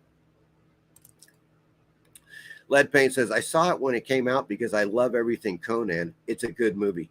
Man, it's just amazing. Once again, I kind of kicked myself for not seeing it. And back in the day, because the 90s was actually fantastic for films, folks. Let's consider this. I mean, and when we're talking about for some reason, my good friends and fiends, let's take a look at the 90s. Okay. Pulp-wise, what did you have? You had that fantastic film. I love it. Rocketeer, which was Dave Stevens' love letter to pulp fiction. Absolutely. 1930s and 1940s pulp characters. Of course, The Rocketeer, fantastic pulp style movie. You had The Shadow. Loved The Shadow. I don't know what you guys thought about that, but I just loved that film with Alec Baldwin as the Shadow. Loved it. The Phantom with Billy Zane. Another pulp came out. This is all 90s, folks. All of these things are coming out, and they put out this freaking movie, which I somehow missed, which is indeed, about one of the writers of those pulps. So the 90s was like this magical kind of scene that was happening for people, studios, Hollywood studios that were like, yeah, we love the pulps from the 1930s and 40s. Let's shed some more light on that. That's my take on it. I don't know what you guys think, but it was for some reason Pulp Central in the 1990s in cinema. Daniel says, I've heard of The Whole Wide World. It is on Tubi. We're about to take a look at it on Tubi as well, Daniel. Michael Taylor says, I like the trailer. Looking forward to seeing it. Never heard of it until today. Yeah, I've only known about it for a week. So there you go. There's my Facebook page. If you guys are interested, you're welcome, Daniel. The Shadow was great. Yeah, I really dug it. I dug the hell out of it. I thought it was totally it had the complete pulp feel. There was nothing BS about it whatsoever. If you were thinking, okay, it's The Shadow, it's the pulp magazines of the 1930s and 40s, they completely delivered. It's just absolutely fantastic. And I felt that way about The Rocketeer. I thought that, if you read the original comic books, they're fantastic. They're fun for the whole family. That's another thing, too. The Rocketeer stuff, the movie, of course, it was Disney. One of the last great things that Disney did, in my humble opinion. But boy, was it fantastic. And it barely made a buck. As far as from what I understand, it was not. tragically not a huge success. It should have been. I've got that film on Blu-ray. It's one of those films I watch every year, and I try to see The Shadow as much as I can as well. I really love that. And I also watch The Phantom.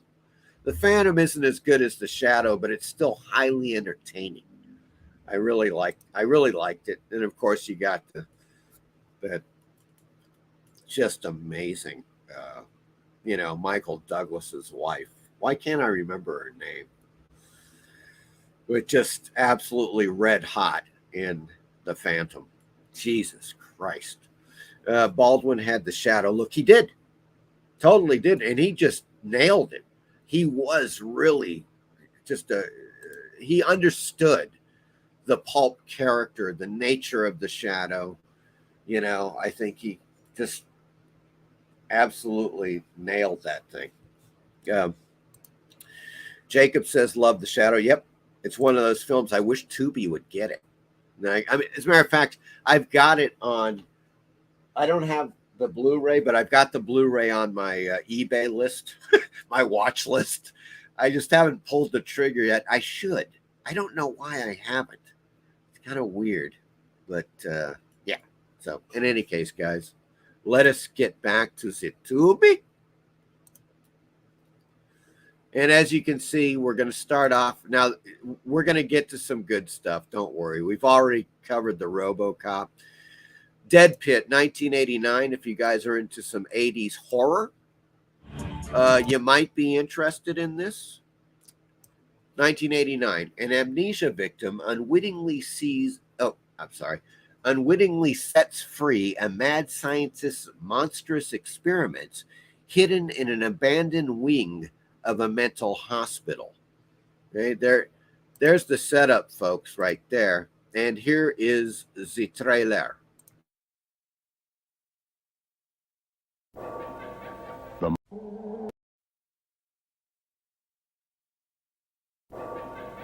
The mind, a place of infinite mystery. When the mind strays, it can become a place of fear. You next. Jane Doe is a victim of amnesia. I can't remember my past. That doesn't make me crazy. Here at State Hospital, they will unlock the doors to her hidden past. I have a terrible sense of danger here. Now, something powerful and terrifying will be released from the dead. When the mind of Jane Doe is opened, Colin Ramsey has come back from the other side of death. a terror long buried rises to life. He's come back for revenge. And he's come for me. Think your last thought. You can't kill me. And only the ones called insane are able to see the truth. Death is near. You're all going down!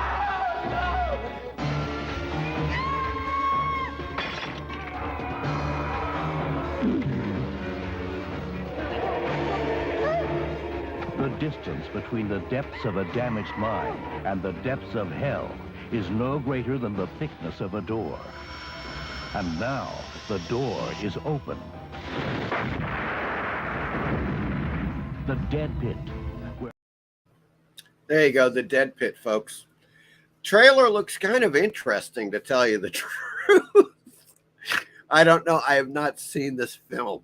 It's one of those 80 films that passed me by back in the day. I just never saw it. But it's got some, I don't know. It's got something. The Barbarians. I may have seen it back in the late 80s. I don't know. It's no Conan, let's put it that way, although Michael Berryman is in it. In the time of Dungeons, Dragons, and Sorcery, the fate of an enslaved queen made to wed an evil ruler will one day fall in the hands of her children. There it is, and it stars apparently these brothers that play these guys that are, I don't know, going to topple the evil ruler. I don't know. It's been a while. Okay. Now, I just had to bring this one up. This is a new film. It's 2014. But I was like, Ouija Nazi? What the freaking hell? I just thought I'd bring it up, folks. That's it. I'm not suggesting it. I just thought, what the what on that? Now, this one, Mad Max Beyond the Wasteland, it's a documentary, 2022. Pretty new stuff. The film explores the lives of Mad Max fans from around the globe, transporting us into their oddball world of costumes, machines, and community. There you go. It's the Mad Max experience right there. This seems kind of interesting. It's on my list. I'll probably give it a watch. And of course, Rutger Hauer. It goes without saying, I watch pretty much almost any movie he's in. I think he's just great. You know, of course, in action, sci-fi stuff in particular. He's just really good. Wanted, Dead or Alive. I have not seen this film. 1986, once again, right in the middle of the 80s. Gene Simmons is in this film, folks. The CIA enlists the help of bounty hunter Nick Randall to capture a maniacal terrorist who is stalking Los Angeles streets with bombs. Wanted, Dead or Alive. Rutger Hauer. Now, this one kind of reminded me of The Curse of Yig, that H.P. Lovecraft. He actually, it's a revision thing, but it's not. It's not that. It's just that the cover reminded me of it. An exotic dancer is possessed by the spirit of an ancient snake goddess, seeking immortality, turning all who cross her path into mindless slaves. There you go. Nice cover, though. Rather eye-catching. I don't know anything about it, but there you go. This one I've covered before, folks. Scared to Death, 1980, The Sinjanor. Kind of a, you might call it a kind of a ripoff of Alien, but I really like this film. It's a little bit of a horror comedy.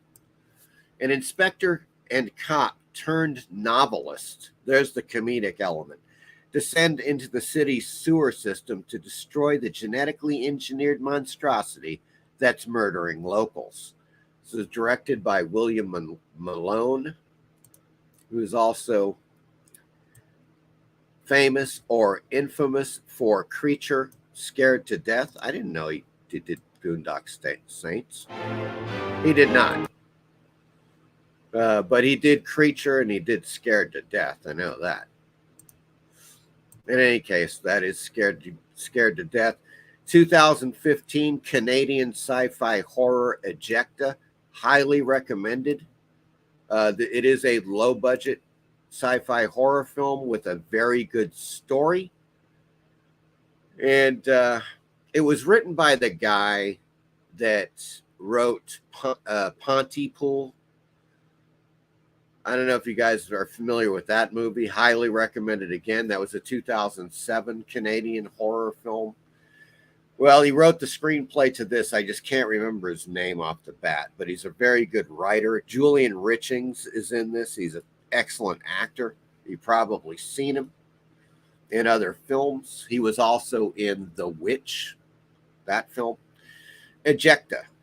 A horrific alien invasion forces a UFO believer and a conspiracy blogger to fight for their lives during one universe-altering night of terror. Really cool take on the whole alien invasion kind of story. Once again, let's go back to the 1980s. 1984's Invitation to Hell. Oh, yes. It's Invitation to Hell, folks. Horror sci-fi thriller. When a scientist and his family move to a new town, they are cornered into joining a local health club, which harbors dark and hideous secrets. Good God. There you go. And it is directed by Wes Craven. So there might be something to it. Once again, I don't remember it. Robert Ulrich is in this, Susan Lucci, Joanna Cassidy. So it's got a bit of a cast going for it. I don't know. Don't know, folks. Now, this one I do know. Oh boy, do I know this. It's Stella Star Crash, folks. Star Crash 1979. A pair of smugglers are recruited by the Emperor to rescue his missing son while they track down a mysterious superweapon designed by an evil count. Of course, Marjo Gortner, Christopher Plummer, but more importantly, Carolyn Monroe is in the film, as you guys know. And we're going to go to a little bit of a trailer right now of StarCraft.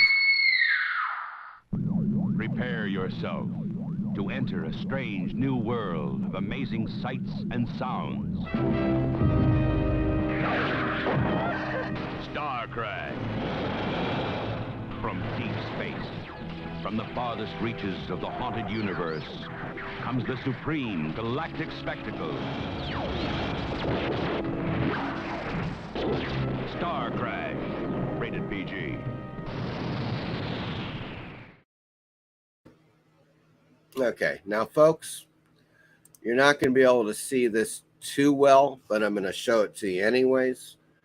This is circa 1979. I'm a teenager, and that's Carolyn Monroe.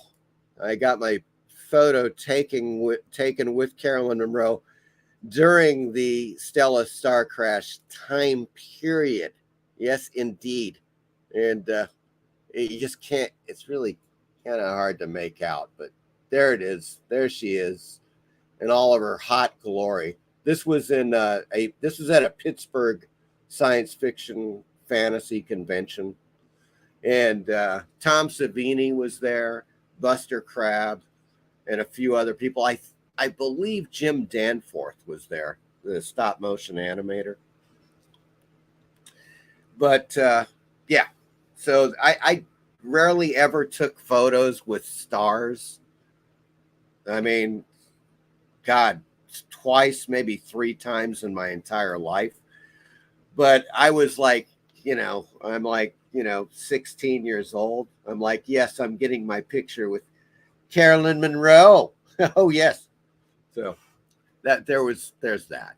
It was a bit of reminiscing there back in the day. Oh, God, that day. Good Lord. When I squeezed Carolyn Monroe tight. Yes. Okay. Well, let me get off of that tangent there, and let's get back to the comments here. Michael Taylor says, sounds like Joker laughs in that hospital. Yeah.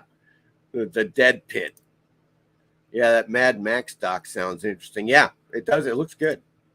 Boondock Saints. Yes, it was good. I thought Malone had, for a second there, had directed that, but I was mistaken. Fireball Comics says, yowza. Yes, that was, well, if you're referring to the hotness of Carolyn Monroe, yes. I will say double yowza on that one. It was a hell of a thing, really. A hell of a thing. I was just a teenager. And there she was. And yeah, she was, she was in high heels. I was still a little taller than her, but she was statuesque, guys. There was no, and she was just smoking hot, and what can be said? I loved her. Of course, I fell in love with her. Golden Voyage of Sinbad. And of course, was it At the Earth's Core? I believe she was in that adaptation of the Edgar Rice Burroughs novel At the Earth's Core. And she's almost 3-dimensional, if you know what I mean. And I think that you do in those films, including Star Crash as well. Absolutely phenomenal. She was nearly, she was being talked about for doing a film version of Vampirella at one point, but she had a no nudity thing. She would not do nudity. And of course, Vampirella, there's some nudity, and she was just not into it. And I guess the film was, maybe there was a Vampirella film. I haven't seen it. I've seen clips from it. But it seems like they should have just gone to like Barbara Bach or one of those original Vampirella cover girls, you know. I don't know, but it just never happened, sadly. The like the real movie, for lack of a better word. I mean, the stuff I saw of the movie they made, I was like, yeah, well, kind of a hit and a miss. Michael Taylor says, yep, wow, Buster Crabbe. Yes, he was there, and he was a nice guy. I got a signature, you know, an autograph from him. Very nice guy sitting there doing autographs and photos. Yeah, remember, this is 1979, folks, so people had their film cameras out. It was one of those things. It was a bit more of a formal occasion. But I believe people, you could get your photo. Like, for instance, this one of Carolyn Monroe, you know, they basically what they did is they took the photo and then they developed it, and then I got it like whatever 10 20 minutes later. It was one of those deals. They had some kind of machine that developed them, so it was pretty cool. Very cool stuff, man. Fireball Comics says she was in Adamant's Goody Two Shoes music video. Yes, indeed. Yeah, God, man. I was just looking at some live shows of Adam and the Ants a few weeks ago. Great stuff, you know. Those guys were really quite good. I had, of course, the Kings of the Wild Frontier album. Got that sucker when it came out. It was a hell of a freaking album there. But so in any case, guys, back to the lovely Tubi offerings here. Sure, we got this. Yep, that's looking good. Star Crash. And Star Crash is really entertaining. Yes, it's cheesy. It's really entertaining. And Carolyn Monroe is kind of like a big part of that entertaining factor, of course. Entrance, I don't know. It's a 2012 horror thriller. I just put it on here because it looked kind of intriguing. Now, Welcome to Willits 2016, I have seen. It is they describe it as horror sci-fi. I think there's some comedic elements in this film, though. I would kind of tend to add comedy on the end of that, Pot farmers, aliens, and clueless teens collide in this bloody and bonkers slasher film set in the Northern California woods with Dolph Lundgren. Yes, he's in there. Rory Culkin is in this. It's very entertaining, folks.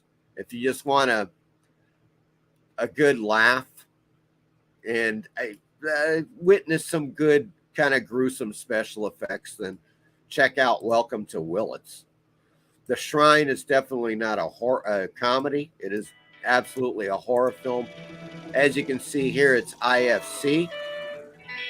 IFC has been known to put out some really great horror films in their day, and I really liked this one. It was creepy. The Shrine, 2010. While investigating an American backpacker's disappearance in Poland, a team of young journalists encounter a horrifying cult bent on human sacrifice. Oh, yes. The Shrine. This one is freaking good. The Objective, 2008. Boy, it's like a sci-fi war film. Man, with just an incredibly interesting science fiction premise, directed by Daniel Myrick, who is also the co-creator of the Blair Witch Project. Okay. The Objective, 2008, by the director of the Blair Witch Project, comes this terrorist thriller about I wouldn't call it a terrorist thriller. I don't know why they put that in there.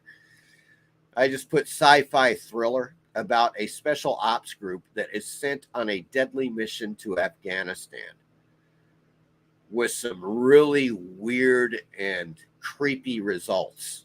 The Objective, highly recommended. If you want to watch a good sci-fi thriller with a war kind of set within the framework of a war film, check it out.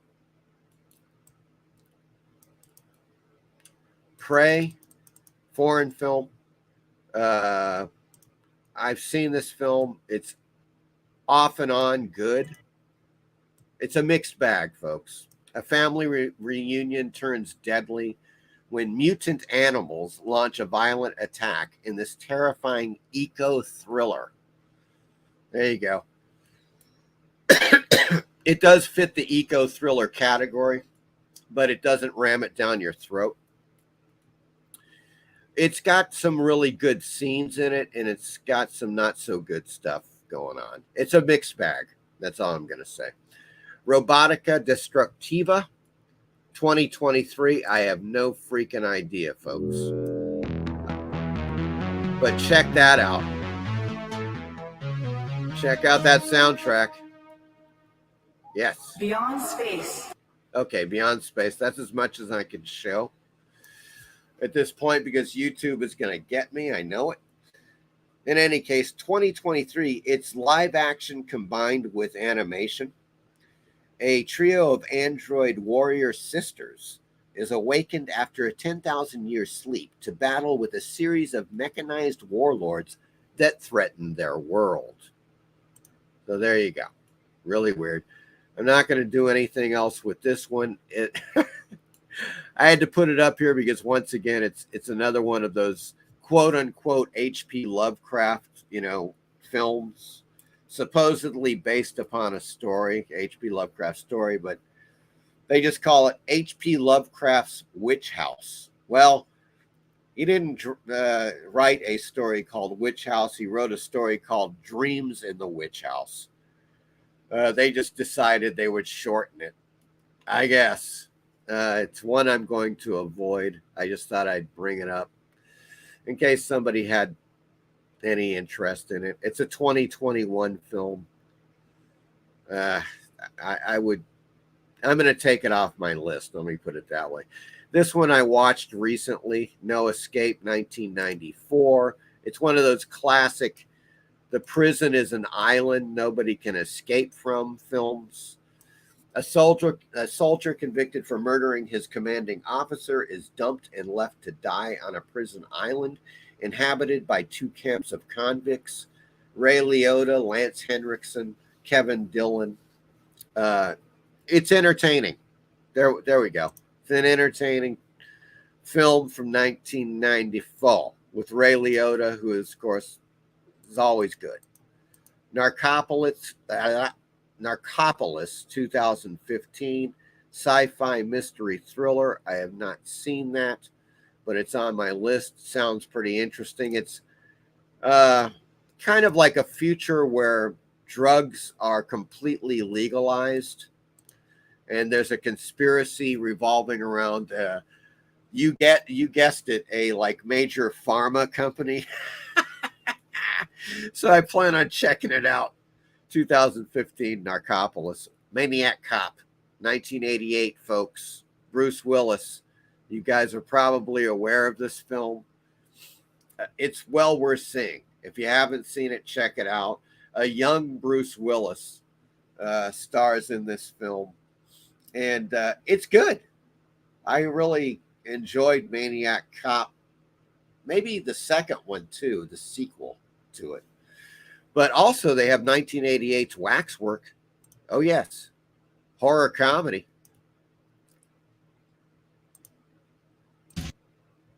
There we go. Yes, several friends are invited to a wax museum after hours where they discover that the wax figures are alive and ready for them to join the exhibit. Yes. Zach Galligan is in this freaking movie. And I plan on watching it. It's on the list. This one I just watched a few nights ago, The H-Man. Yes, or The Hydrogen Man. Molecular Man terrifies the world. If you haven't seen this, I highly recommend it. It is now on Tubi. Man, oh man, are there some creepy freaking scenes in this film. It's kind of like The Blob. That's what it really, more so than anything else, it's kind of like The Blob, because this creature, quote unquote, you can't escape it. It can go under doors. It can go through cracks and walls, whatever the hell. It's going to get you. And what it does to you is pretty horrifying. The effects are fantastic. This was directed by Ishiro Honda, of course, who famously directed the original Gojira or Godzilla film. And highly recommended, folks, The H-Man. If you get a chance, check it out.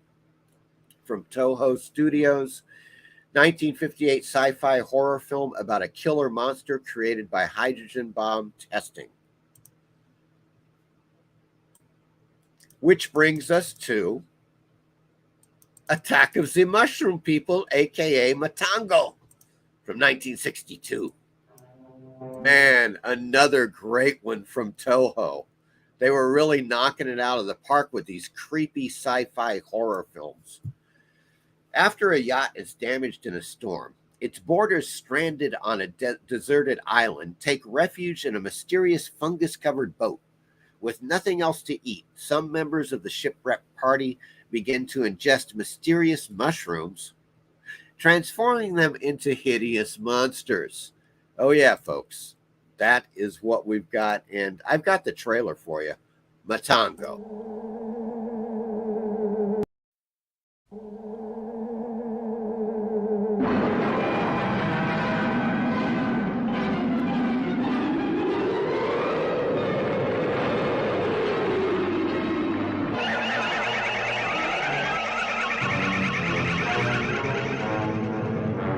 南太平洋の謎の島。鳥も獣も生息できない無人島に漂着した7人の若者たちが見たものは何か。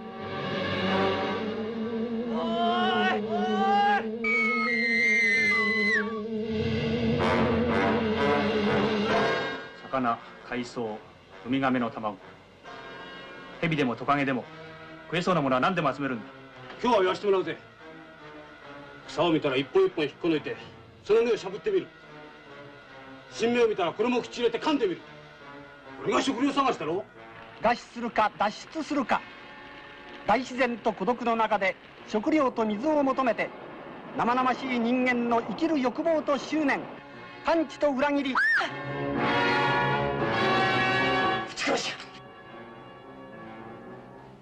食べ物に不自由してるように見えて。アミ、助けてくれ。お願いだ。ねえ、あのキノコ食べられるんでしょ？あれを食べたらおしまいだよ。愛子さん。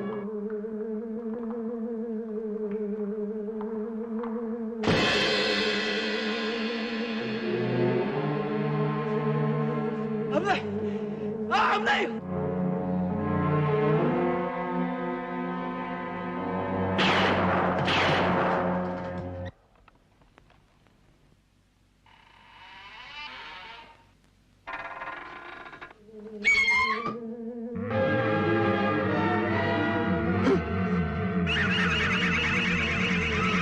人類の恐怖、マタンゴ。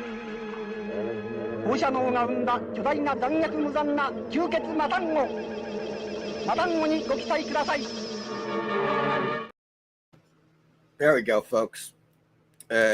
Matango, the film that just asks you to say no to magic mushrooms, apparently. I don't know how the Japanese got a hold of that concept, because to me it just seems like that's kind of what they're getting at. There's a dual kind of thing going on with the story where it's like you're wondering, are these guys hallucinating or is it really happening? That's kind of like a bit of an arc in the story. And it's just creepy. There's some creepy stuff going on. E.G. Tsuburaya did the special effects. Of course, he also did the special effects for Godzilla. He created Godzilla. And of course, as I said, Ishiro Honda directed this film coming right off the Godzilla. This is 1958. Matango, Attack of the Mushroom People. Highly recommended. If you guys have not seen it, I recommend it.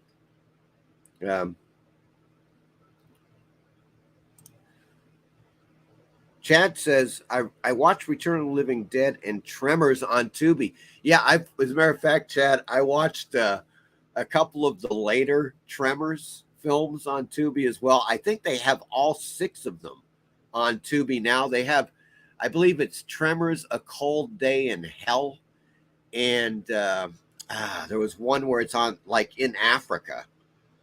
And, of course, the lead guy, Michael... I forget his name. He's in all of them.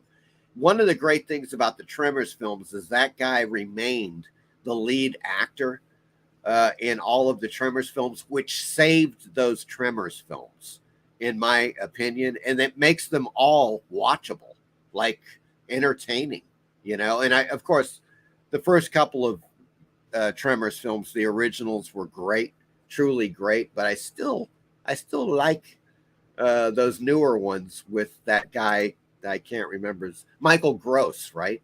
Isn't that him? Michael Gross. He's the guy that plays Bert Gummer. Bert Gummer. He's so great. Michael Taylor says, Mike, are you interested in this new movie, The Pope's Exorcist? I did see a trailer, Michael Taylor. And it's interesting. It's interesting. Let's put it that way. Once again, newer films, I'm always really freaking skeptical, but it did seem rather interesting. And like it could be, it at least could have some very good moments, Interesting film, says Chad. Indeed, I try to find like the, stuff that are, the things that are, I don't know, a little off the beaten path or way off the beaten path. I tend to stay away from Hollywood films for the most part because they usually suck. And I think many of you would agree with that. Today, I'm talking about today's Hollywood. I'm not interested at all. Fireball Comics says, I recently found out Toho did a vampire film trilogy. I think Vampire Doll is the first. I'm going to have to look that up. And I have seen some Asian vampire films. It's possible I've seen one of those films, Fireball, but I didn't realize Toho was connected with it. That's awesome. I'm going to have to look into that. Thanks for the tip on that. Of course, next week we come to The Whole Wide World, 1996. This is the film, Robert E. Howard, of which we've spent most of the night talking about. The true story of a 1930s Texas school teacher depicts her affair with a famous author. They don't even, it's like, okay, you could put his name because he's the guy of the movie. I mean, yeah, depicts her affair with a famous author. As events and clashing hopes drive him into an imaginary world, I don't really think that's true either. It's not quite that way. It's not a very good description, folks. He wasn't like, I mean, he goes into it because he's imagining his stories and it makes him write better stories. I don't know. That's the way I look at it. I mean, sometimes he does go off and he's chopping up a cornfield or something at one point because he's really pissed off and frustrated. But yeah, I don't think he goes into this imaginary world per se. I mean, I don't know. I didn't really get that from the film, but in any case, it's great. It's on Tubi now. The Whole Wide World, folks, 1996. Highly recommended. Also, just to give you an idea, C.S. Lewis, Through the Shadowlands. I'm currently reading the book the screw tape letters, which is really fascinating. It's about Satan trying to teach his younger minion how to influence humans for evil. And it's kind of funny. Actually, it is pretty damn funny because it's from the angle of Satan and his minions and their attempts to lure people to the dark side, as it were. And C.S. Lewis was a devout Christian. I mean, he was absolutely, he's writing it from a Christian standpoint. And so far, so good. The Screw Tape Letters is great, man. He is quite a writer. He was really an amazing writer. You guys may know, like Chronicles of Narnia. He wrote that. And some other ones that you might be aware of. In any case, this film is Shadowlands, which I definitely plan on watching. Just found it a few nights ago. Another drama romance, but it's C.S. Lewis, so it's probably going to be interesting. The love story between author C.S. Lewis and his wife Joy ends tragically with her death from cancer, leaving his spiritual beliefs in dire crisis. So that sounds actually really interesting.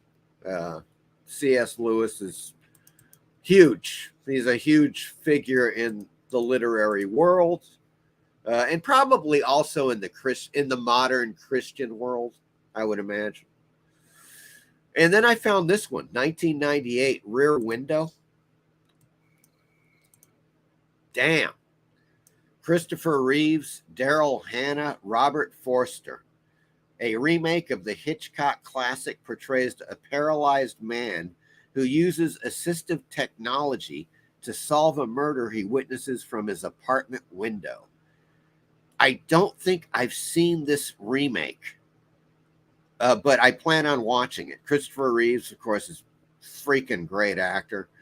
Daryl Hannah, Robert Forster, are you kidding me? What a lineup. It looks really cool. I love the original Hitchcock Rear Window film. So if it's anywhere near as good as that, then I'm hooked. I will definitely be watching it.